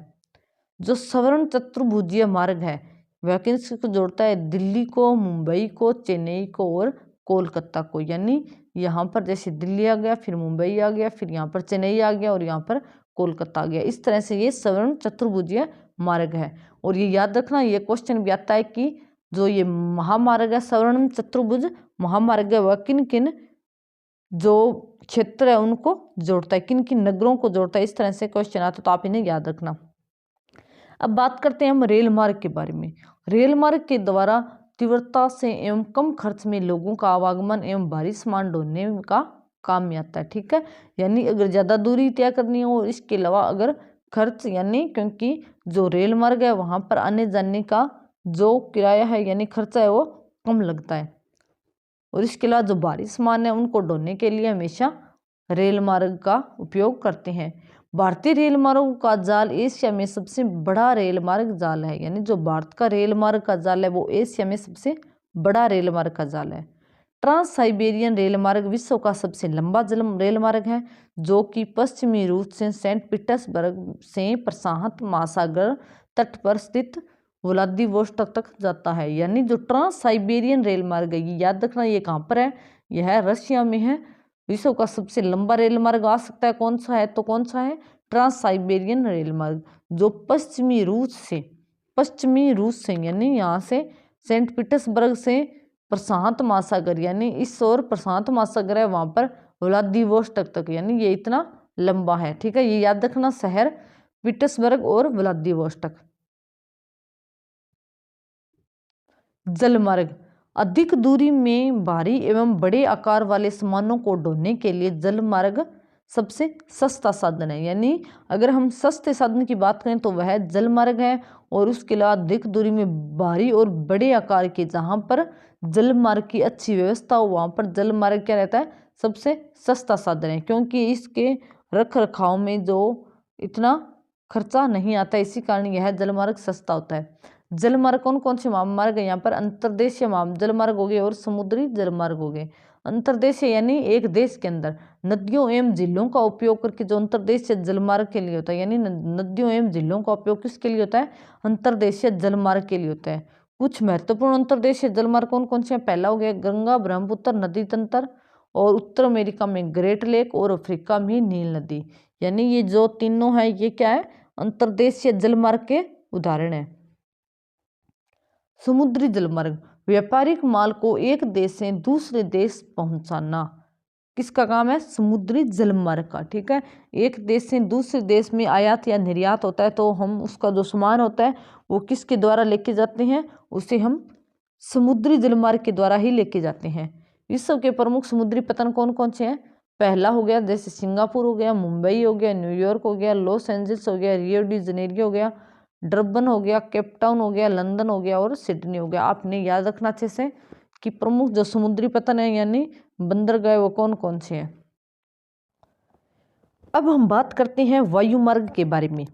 यह परिवहन का सबसे तीव्र एवं सबसे महंगा परिवहन है।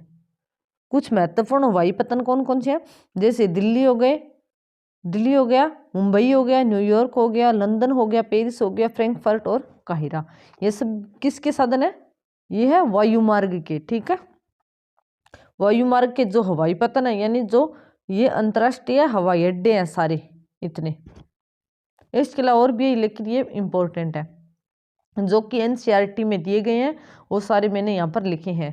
अब बात करते हैं संचार के बारे में। दूसरों के पास सूचना पहुँचाने की प्रक्रिया संचार कहलाती है। संचार के साधन कौन कौन से हैं, जैसे मोबाइल हो गया, टीवी हो गया, इंटरनेट हो गया, रेडियो हो गया, ये सारे क्या है, संचार के साधन है। यानी दूसरों के पास संचार जो सूचना पहुंचाने की प्रक्रिया हो तो इसे हम संचार कहते हैं, और संचार के ये सारे साधन हो गए।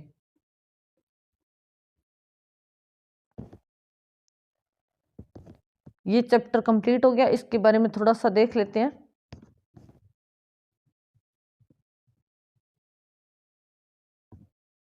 यहाँ से स्टार्ट किया था, बस्तियों के बारे में बताया, बस्तियां कौन कौन सी होती है, फिर ऋतु प्रवास के बारे में बताया, फिर बसाव स्थान के बारे में बताया, दशाएं कौन कौन सी है, फिर परिवहन के बारे में, परिवहन के साधन सड़क मार्ग, रेल मार्ग, जल मार्ग और वायु मार्ग हो गया, फिर सड़क मार्ग की विशेषताओं के बारे में बात की, और जो स्वर्णिम चतुर्भुज मार्ग है उसके बारे में बात की, कौन कौन सी चार नगरों को जोड़ता है। फिर रेल मार्ग के बारे में बात की, और फिर हमने बात की जो विश्व का सबसे लंबा रेल मार्ग है जो ट्रांस साइबेरियन रेल मार्ग है।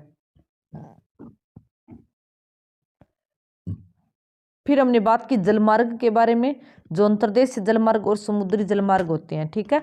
और फिर अंतर्देशीय जलमार्ग में हमने बताया गंगा ब्रह्मपुत्र नदी तंत्र, उत्तरी अमेरिका की ग्रेट लेक और अफ्रीका में नील नदी। समुद्री जलमार्ग के बारे में बताया, फिर हमने समुद्री पतन की बात की, और फिर वायुमार्ग के बारे में, और फिर जो मुख्य हवाई पतन है उसके बारे में बात की। अगला चैप्टर देखते हैं, चैप्टर नंबर 8। 10 डिग्री उत्तर से 10 डिग्री दक्षिण के मध्य भाग को भूमध्य रेखीय प्रदेश कहते हैं। यानी जैसे ये पृथ्वी है, यहाँ पर 0 डिग्री है जो कि भूमध्य रेखा है, ठीक है। और यहाँ से 10 डिग्री उत्तर और 10 डिग्री दक्षिण, जो ये एरिया है 10 डिग्री से 10 डिग्री, इसे हम भूमध्य रेखीय प्रदेश के नाम से जानते हैं। बात करते हैं अमेजन बेसिन के बारे में। अमेजन नदी भूमध्य रेखीय प्रदेश से होकर गुजरती है। यानी जो ये भूमध्य रेखा प्रदेश है, ये जो 10 डिग्री मैंने बताया, उसी प्रदेश से होकर अमेजन नदी गुजरती है। यह नदी पश्चिम के पर्वतों से निकलकर पूर्व में अंध महासागर में मिलती है। अमेजन नदी कहाँ पर है? यह दक्षिणी अमेरिकी महाद्वीप में है, ठीक है, दक्षिण अमेरिका में है, और पश्चिमी पर्वतों से निकलती है। और जो ये अंध महासागर है, जैसे इस तरह से, जैसे ये दक्षिण अमेरिका है, और यहाँ पर जो अंध महासागर है यानी अटलांटिक महासागर है, उसमें जो ये अमेजन नदी गिरती है यानी मिलती है। अमेजन नदी की सहायक नदियाँ Brazil, Peru, Bolivia, Ecuador, Colombia और वेनेजुएला से प्रवाहित होती है। यानी जो यहाँ पर जो ये नदी बहती है यहाँ पर, ठीक है, यहाँ पर कौन कौन से देश है? ब्राजील, पेरू, बोलीविया, इक्वाडोर और कोलंबिया, वेनेजुएला, इन देशों से होकर अमेजन की सहायक नदियाँ प्रवाहित होती है। अमेजन बेसिन विश्व का सबसे बड़ा नदी बेसिन है, ठीक है। विश्व की सबसे लंबी नदी वैसे नील नदी है, लेकिन सबसे बड़ा बेसिन किसका है? वो है अमेजन नदी का। तो आप ये मत मान लेना कि नील नदी सबसे बड़ी है तो बेसिन भी सबसे बड़ा नील नदी का होगा। नील नदी का नहीं होकर अमेजन का सबसे बड़ा बेसिन है जो नदी बेसिन है। मुहाना, मुहाना क्या होता है? जिस स्थान पर कोई नदी किसी अन्य जल राशि में मिलती है। यानी जैसे ये कोई स्थान हो गया, यहाँ पर कोई जल राशि है, यहाँ पर कोई भी नदी आकर जब मिलती है इस स्थान पर, तो उसे हम मुहाना के नाम से जानते हैं। सहायक नदी क्या होती है? यह छोटी नदियाँ होती है जो मुख्य नदी में मिलती है, जैसे कि यह मुख्य नदी हो गई, ठीक है। और यहाँ पर जो भी ये नदियाँ इसमें आकर मिलती है, अपना जल मिलाती है, उसे हम सहायक नदियों के नाम से जानते हैं। अमेजन बेसिन की जलवायु। अमेजन बेसिन भूमध्य रेखा के आसपास फैला है और यहाँ पूरे वर्ष गर्म एवं नम जलवायु रहती है, ठीक है। यह भूमध्य रेखा के आसपास फैला है, और यहाँ पर क्योंकि भूमध्य रेखा का जो प्रदेश है वहाँ पर तापमान सर्वाधिक रहता है, वहाँ पर सर्दी तो पाई नहीं जाती है, इसलिए वहाँ पर तापमान ज़्यादा रहता है, तो वहाँ पर पूरे वर्ष गर्म एवं नम जलवायु रहती है। वर्षावन। भूमध्य रेखीय प्रदेशों में अत्यधिक वर्षा के कारण भूमि पर सघन वन उग आते हैं, ठीक है। और यहाँ की भूमि प्रकाश रहित एवं नम बनी रहती है। यानी जो वर्ष भूमध्य रेखीय प्रदेश है वहाँ पर क्या होता है? पेड़ पौधे बहुत सघन होते हैं, तो वहाँ पर सूर्य का प्रकाश है वो डायरेक्ट नहीं पहुँच पाता, इसलिए वहाँ पर जो भूमि है वो क्या रहती है? नम बनी रहती है। यहाँ सिर्फ वही वनस्पति पनप सकती है जिसमें छाया में बढ़ने की क्षमता हो। यानी उन्हें जो छोटी वनस्पति होती है उन्हें डायरेक्ट वो सूर्य का तापमान यानी सूर्य की ऊर्जा नहीं मिल पाती है, डायरेक्ट इनडायरेक्ट मिलती है। इसी कारण जो छाया रहती है वहाँ पर जो धरातल है वहाँ पर जो छोटी वनस्पति होती है यानी जो छाया में बढ़ सकती है, यानी जो छाया में भी पनप सकती है वो ही वनस्पति यहाँ पर होती है। परजीवी पौधों के रूप में यहाँ आर्किड एवं बोर्मिलाइड पैदा होते हैं, ठीक है। परजीवी पौधे कौन कौन से हैं? आर्किड और बोर्मिलाइड।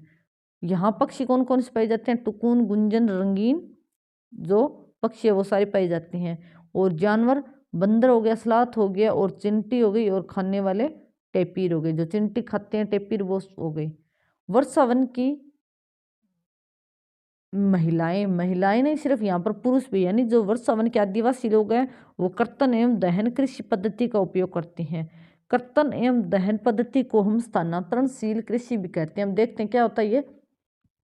इस पद्धति में किसान पहले वृक्षों एवं जड़ियों को काटकर साफ करते हैं और फिर इनको जलाया जाता है, जिससे पोषक तत्व मिट्टी में मिल जाते हैं। यानी स्थानांतरणशील ये है कि जैसे ये एक लोकेशन हो गई यानी एरिया हो गया, यहाँ पर क्या है पेड़ पौधे और झाड़ियाँ हैं, पहले उनको काट कर जलाया जाता है, उनको साफ कर दिया जाता है और उसके बाद यहाँ पर फसल उगाई जाती है। जब तक यहाँ पर उपजाऊपन रहता है इसी एरिया में फसल उगाई जाती है। जब जैसे 7-8 साल में यहाँ पर उपजाऊपन खत्म हो गया तो वो जो लोग होते हैं आदिवासी लोग, वो किसी और जगह जाकर सेम जो यहाँ प्रक्रिया हुई थी उसे उसी तरह से करते हैं, यानी पहले पेड़ पौधों को जलाते हैं फिर वहाँ पर खेती करते हैं। इसे हम स्थानांतरणशील कृषि या फिर कर्तन एवं दहन पद्धति कहते हैं। 1970 में ट्रांस अमेजन महामार्ग बनने से वर्षावन के सभी भागों तक पहुंचना आसान हो गया। पहले क्या था, 1970 से पहले यहाँ पर अत्यधिक सघन वन थे, यहाँ पर पहुंच पाना मुश्किल था। लेकिन 1970 में क्या हुआ, यहाँ पर ट्रांस अमेजन महामार्ग बन गया, उसके कारण उस सभी भागों पर पहुंचना अब क्या हो गया, आसान हो गया है। अब बात करते हैं गंगा ब्रह्मपुत्र बेसिन के बारे में। गंगा एवं ब्रह्मपुत्र की सहायक नदियां मिलकर भारतीय उपमहाद्वीप में गंगा ब्रह्मपुत्र बेसिन का निर्माण करती है। यानी जो गंगा ब्रह्मपुत्र बेसिन है उनमें कौन कौन सी नदियां, एक तो गंगा हो गई, एक ब्रह्मपुत्र हो गई, और उसके अलावा जो इन दोनों की सहायक नदियां वो मिलकर क्या करती है, गंगा ब्रह्मपुत्र बेसिन का निर्माण करती है। यह बेसिन उपोष्ण में 10 डिग्री उत्तर से 30 डिग्री उत्तर अक्षांश के मध्य स्थित है। जैसे कि ये क्या हो गया, ये ग्लोब है यानी पृथ्वी है, ये 0 डिग्री हो गई और ये 10 डिग्री हो गई, यानी 10 डिग्री से लेकर 30 डिग्री, जैसे ये 30 डिग्री हो गई। जो ये एरिया होता है यहाँ पर क्या है, जो एरिया है वहाँ पर गंगा ब्रह्मपुत्र बेसिन पाया जाता है। ठीक है, घाघरा, सोन, चंबल, गंडक, कोसी, जो ये नदियाँ ये गंगा ब्रह्मपुत्र की क्या है, सहायक नदियाँ हैं। ठीक है, ये सारी नदियाँ गंगा ब्रह्मपुत्र की सहायक नदियाँ हैं। गंगा एवं ब्रह्मपुत्र नदियां मिलकर विश्व के सबसे बड़े डेल्टा सुंदरवन का निर्माण करती है। ये याद रखना मोस्ट इंपॉर्टेंट है। क्वेश्चन आता है कि पहले तो ये आता है कि कौन कौन सी नदियां मिलकर बनाती है, तो गंगा एवं ब्रह्मपुत्र कहाँ स्थित है, तो भारतीय उपमहाद्वीप में भारत और बांग्लादेश में स्थित है। ठीक है, लोकेशन के बारे में आता है। और सबसे इस तरह से क्वेश्चन भी आ सकता है, विश्व का सबसे बड़ा डेल्टा किन किन नदियों का है, तो गंगा ब्रह्मपुत्र का है और कहाँ पर है। इस तरह से क्वेश्चन आ सकता है, तो आप इसे अच्छे से याद रखना। यहाँ की जलवायु मुख्यतः मानसूनी है। ठीक है, जो भारत की, क्योंकि आपको पता ही होगा कि भारत की जलवायु मानसूनी प्रकार की जलवायु है। गंगा ब्रह्मपुत्र बेसिन के पर्वतीय क्षेत्रों में कम लोग रहते हैं। क्यों? क्योंकि वहाँ पर खेती करना मुश्किल है। इसके अलावा यहाँ पर आने जाने के जो परिवहन के साधन है वहाँ, इसी कारण जो परिवहन के साधन अच्छे नहीं है, इस कारण वहाँ पर लोग भी कम निवास करते हैं। मानव प्रवास के लिए जो मैदानी क्षेत्र है सबसे उपयुक्त है। यानी जो गंगा ब्रह्मपुत्र बेसिन का जो मैदानी क्षेत्र है वह मानव प्रवास के लिए क्या उपयुक्त है। अतः यहाँ जनसंख्या घनत्व अधिक है, यानी जनसंख्या घनत्व अधिक कहाँ पर है, मैदानी क्षेत्र में। मैदानी क्षेत्र के लोगों का मुख्य व्यवसाय कृषि है, क्योंकि जहाँ पर जो मैदान होता है वहाँ पर अच्छी फसल उगती है और उपजाऊ होता है। उसी कारण वहाँ के जो लोग होते हैं वो लगभग सारे क्या करते हैं, खेती करते हैं, इसलिए उनका मुख्य व्यवसाय क्या है, कृषि है। मैदानी क्षेत्रों में उपजाई जाने वाली फसलें धान, गेहूँ, मक्का, ज्वार, चना, ये सारी क्या है, मैदानी क्षेत्रों में फसल उगती है। वेदिकाएं, वेदिकाओं का निर्माण खड़ी ढलान पर समतल सतह बनाकर कृषि करने के लिए होता है। ढलान को इसलिए हटाया जाता है ताकि जल का प्रवाह तेजी से न हो। आपने वेदिकाएं क्या होती हैं, यानी जो सीढ़ीदार खेत होते हैं उन्हें हम वेदिकाओं के नाम से जानते हैं। जैसे इस तरह से होते हैं ना सीढ़ीदार खेत, यानी जो ये ढलान थी उसको क्या किया इन्होंने, इस तरह से सीढ़ीदार खेत बना लिए। ठीक है, और सीढ़ीदार खेत बनाते क्यों हैं, क्योंकि जब ये ढलान होती है तो ये जल क्या इस तरह से सीधा नीचे आ जाता है। ठीक है, तो वहाँ पर जल क्या है, प्रवाह है, वहाँ पर रुकता नहीं है और फसल अच्छी नहीं हो पाती है। इसी कारण से क्या, जब सीढ़ीदार खेत बना लेते हैं तो जल यहाँ पर रुक जाता है। ठीक है, तो प्रवाह क्या होता है, ज़्यादा प्रवाह नहीं होता, इसी कारण यहाँ पर फसल अच्छी हो जाती है। गंगा एवं ब्रह्मपुत्र नदी के एलवन जल में एक प्रकार डॉल्फिन पाई जाती है, जिसे स्थानीय भाषा में सोंस अथवा अंधी डॉल्फिन कहते हैं। ठीक है, यहाँ पर डॉल्फिन पाई जाती है, उसे सोंस या फिर अंधी डॉल्फिन कहते हैं। स्वच्छ भारत मिशन 2 अक्टूबर 2014 को, याद रखना ये भी कि स्वच्छ भारत मिशन कब शुरू हुआ, 2 अक्टूबर 2014 को। किसने किया, प्रधानमंत्री नरेंद्र मोदी जी ने शुरू किया। ठीक है, गंगा नदी के संरक्षण के लिए नमामि गंगे, ये भी याद रखना कि गंगा नदी के लिए संरक्षण के लिए कौन सा कार्यक्रम शुरू किया गया, नमामि गंगे का। जनसंख्या घनत्व, 1 वर्ग किलोमीटर में रहने वाले लोगों की संख्या जनसंख्या घनत्व कहलाता है। ठीक है, जैसे कि ये 1 वर्ग किलोमीटर है, यहाँ पर जितने लोग रह रहे हैं उन सभी को हम जनसंख्या घनत्व मानेंगे। अमेजन की खोज। जब स्पेन के अन्वेषकों ने इस नदी की खोज की तब सिर पर सुरक्षा कवच एवं घास के स्कर्ट पहने कुछ स्थानीय आदिवासियों ने उन पर आक्रमण किया। यानी जो स्पेन के अन्वेषक थे जो खोज कर रहे थे नदी के, उस टाइम क्या है वहां पर जो आदिवासी रहने वाले थे उन्होंने उन पर क्या कर दिया, हमला कर दिया। इन आक्रमणकारियों ने उन्हें प्राचीन रोमन साम्राज्य के अमेजोन्स नामक महिला योद्धाओं के आक्रमण समूह की याद दिला दी। यानी उनका जो हमला करने का जो तरीका था वो किस तरह का था, जो पहले रोमन साम्राज्य में अमेजोन्स नामक महिला होती ना, उस जो वहाँ के योद्धा होते थे महिला योद्धा जो आक्रमण करते थे उस तरह के हमला किया था, इसलिए इनका नाम क्या रख दिया, अमेजन नाम रख दिया। ठीक है, और ये चैप्टर खत्म हो गया। इसका हम थोड़ा सा रिवीजन कर लेते हैं। पहले बात करते हैं अमेजन बेसिन की। बात की अमेजन बेसिन के बारे में बताया कहाँ पर है, ये दक्षिण अमेरिका में है। और जो नदी अमेजन वो अंध महासागर यानी जो अटलांटिक महासागर है उसमें गिरती है। और अमेजन बेसिन के बारे में बताया जो कि विश्व का सबसे बड़ा नदी बेसिन है। मुहाने के बारे में बात की, सहायक नदी की बात की, अमेजन बेसिन की जलवायु की बात की। ठीक है, वर्षा वन के बारे में बात की। और फिर हमने बात की गंगा ब्रह्मपुत्र बेसिन के बारे में, कहाँ से कहाँ तक है लोकेशन की बात की। जो कि जलवायु है वो मानसूनी है, लोग कहाँ ज़्यादा रहते हैं, जो मैदानी प्रदेश में रहते हैं। वेदिका यानी हमने सीढ़ीदार खेत के बारे में बात की।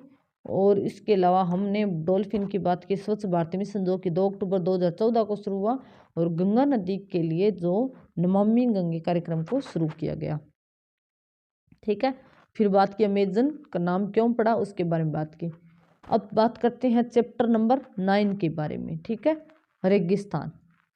यह एक शुष्क प्रदेश है जिसकी विशेषताएं अत्यधिक उच्च अथवा निम्न तापमान एवं विरल वनस्पति है। ठीक है, मैंने अभी आपको बताया था थोड़े टाइम पहले ही कि जो रेगिस्तान होता है वो सिर्फ गर्म रेगिस्तान नहीं होता है, रेगिस्तान ठंडे भी होते हैं। अगर किसी की जलवायु कम बहुत कम है तो वो ठंडे रेगिस्तान माने जाएंगे। और रेगिस्तान जो होते हैं वो क्या होते हैं, शुष्क प्रदेश होता है। ठीक है, सबसे पहले बात करते हैं सहारा के बारे में जो कि गर्म रेगिस्तान है, उत्तरी अफ्रीका में स्थित है। सबसे पहले याद रखना है कि सहारा कहाँ पर है, उत्तरी अफ्रीका में है। उत्तरी अफ्रीका में स्थित विश्व का सबसे बड़ा रेगिस्तान है। ये भी याद रखना कि विश्व का सबसे बड़ा रेगिस्तान कौन सा है, सहारा है।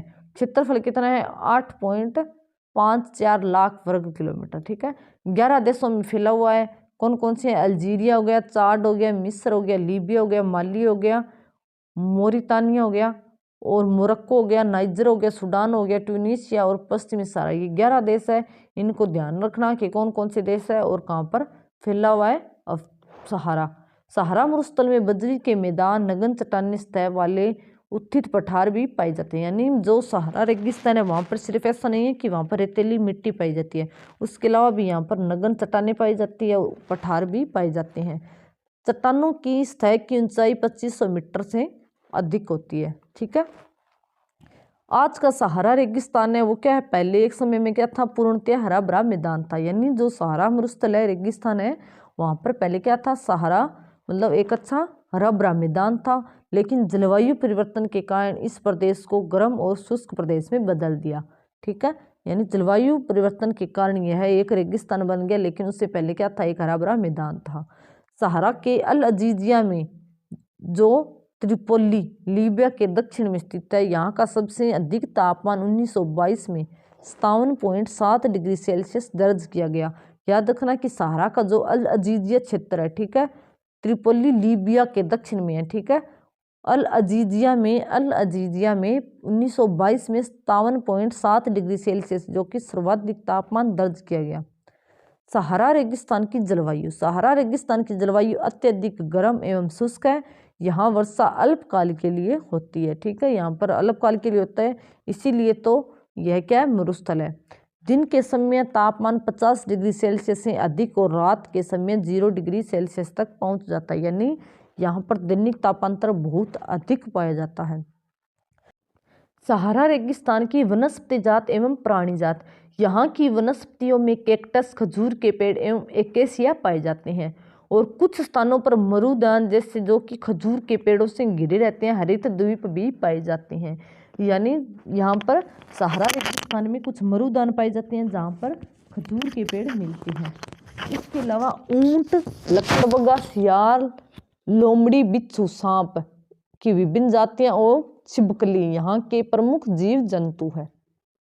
ठीक है, सहारा रेगिस्तान के लोग, उनके बारे में बात करते हैं, कैसे लोग रहते हैं वहां पर। सहारा रेगिस्तान की कष्टकारी जलवायु में विभिन्न समुदाय के लोग रहते हैं, इनमें बद्दू और तुएरन भी शामिल है। ठीक है, सहारा में मरुदान एवं मिस्र की नील घाटी जो है वो लोगों को निवास में मदद करती है। यानी यहाँ पर जो सहारा मरुदान है और इसके अलावा जो मिस्र की नील नदी घाटी है वहाँ पर लोग रहते हैं। मरुदान क्या है, जब रेत को पवन उठा ले जाती है तो वहाँ गर्त बन जाता है। ठीक है, तो वहाँ जहाँ गर्त में भूमिगत जल सतह पर आ जाता है वहाँ मरुदान बनते हैं। यानी जैसे कोई क्षेत्र है यहाँ पर हवा क्या इस रेत को उड़ा ले गई और गर्त बन गया इस तरह से यहाँ पर एक। ठीक है, और यहाँ क्या इस गर्त में भूमिगत जल ऊपर आ जाता है, इस कारण वहां पर क्या बनते हैं, मरुदान बनते हैं। अब बात करते हैं ठंडा रेगिस्तान यानी लद्दाख के बारे में। लद्दाख शब्द दो शब्दों से बना है, ला यानी पर्वतीय दर्रा और दाख यानी देश। यानी जो पर्वतीय क्षेत्र का जो है उसे हम लद्दाख कहते हैं। जम्मू कश्मीर के पूर्व में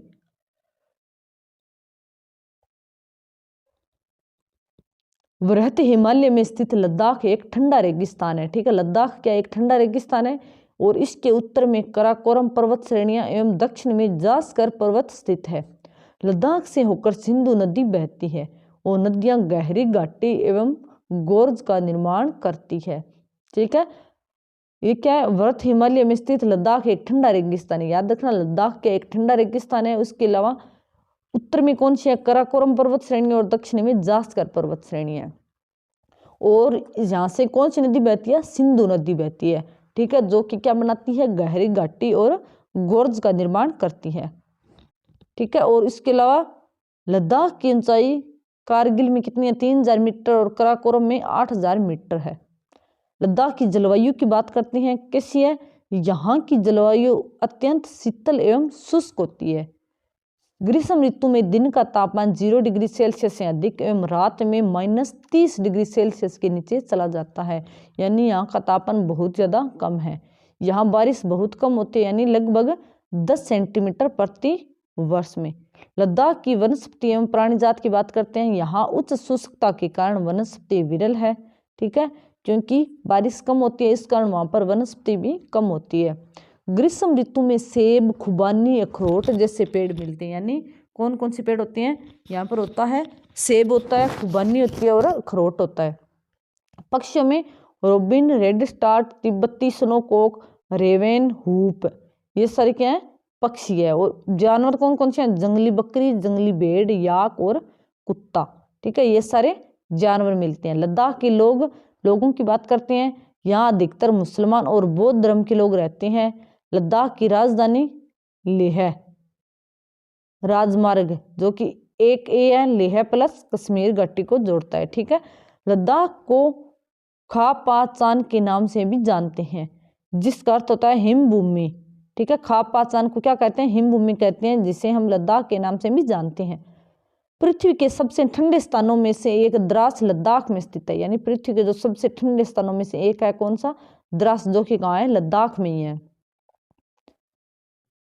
चिरू या तिब्बती एंटीलोप एक विलुप्त प्राय जीव है। इसका शिकार शहतूत नामक उसके ऊन के लिए होता है। यानी जो तिब्बती एंटीलोप है यह एक विलुप्त प्राय जीव है और इसका ये विलुप्त क्यों रहा है, क्योंकि इसका शिकार कर लिया जाता है। क्यों, क्योंकि शहतूत नामक जो इसके लिए जो ऊन बनती है उस कारण यहाँ पर इसके लिए उसका शिकार कर लिया जाता है। क्रिकेट का सबसे अच्छा बल्ला विल्लो यानी नामक पेड़ की लकड़ी से बनाया जाता है। ठीक है, और मनाली लेह राजमार्ग 4 दर्रों से गुजरता है, रोहतांगला, बारालाचाला और लुनगलाचाला और टंगलंगला। ठीक है, ये थोड़ा से अजीब से नाम है लेकिन इसे याद रखना क्योंकि एग्जाम में कई बार आ सकता है। ठीक है, तो याद रखना, ये चैप्टर कंप्लीट हो गया। उसके साथ ही NCERT 7th की क्लास भी बुक भी पूरी हो गई। इसका थोड़ा सा हम अब रिवीजन कर लेते हैं। जो लास्ट चैप्टर है रेगिस्तान की बात की, यहाँ पर एक गर्म रेगिस्तान और एक ठंडा रेगिस्तान। पहले सहारा रेगिस्तान की बात की, कौन कौन से देश में है और कहाँ पर है। उत्तरी अफ्रीका में है, 11 देशों में फैला है। और यहाँ पर कौन किस तरह के भौतिक विशेषताएं मिलती है। और पहले ये एक हरा भरा मैदान था, लेकिन जलवायु परिवर्तन के कारण यह शुष्क रेगिस्तान में बदल गया। और उसके अलावा हमने बात की कि जो अल अजीज क्षेत्र है वहाँ पर सर्वाधिक तापमान 57.7 डिग्री सेल्सियस दर्ज किया गया। जलवायु की बात की और उसके बारे में वनस्पति जात एवं प्राणी जात की बात की, और फिर वहाँ के रहने वाले लोगों के बारे में बात की, और फिर मरुद्यान क्या है। और उसके बाद बात की हमने ठंडा रेगिस्तान जो कि लद्दाख है और कहाँ पर स्थित है। और इसके उत्तर में है कराकोरम और दक्षिण में जास्कर पर्वत श्रेणी है। यहाँ से सिंधु नदी बहती है और जो कि घाटी और गोर्ज का निर्माण करती है। ठीक है। और फिर बात की जलवायु के बारे में बात की हमने, और फिर वहाँ पर वनस्पति जात एवं प्राणी जात की बात की, और फिर लद्दाख के लोगों के बारे में बात की। ठीक है। इस तरह से आपकी जो 7th क्लास की NCERT है वो कंप्लीट हो जाती है। हम जल्दी ही आपके लिए 8th क्लास की इसी तरह से एक क्लास में पूरी महामैराथन के रूप में 8th क्लास है उसकी NCERT आपको करवाएंगे। अगर आपको हमारा चैनल अच्छा लगता हो, हमारे चैनल पर करवाई गई जो लेक्चर अच्छे लगते हैं तो चैनल को सब्सक्राइब करें, अपने दोस्तों के साथ शेयर करें। आज के लिए बस इतना ही। धन्यवाद।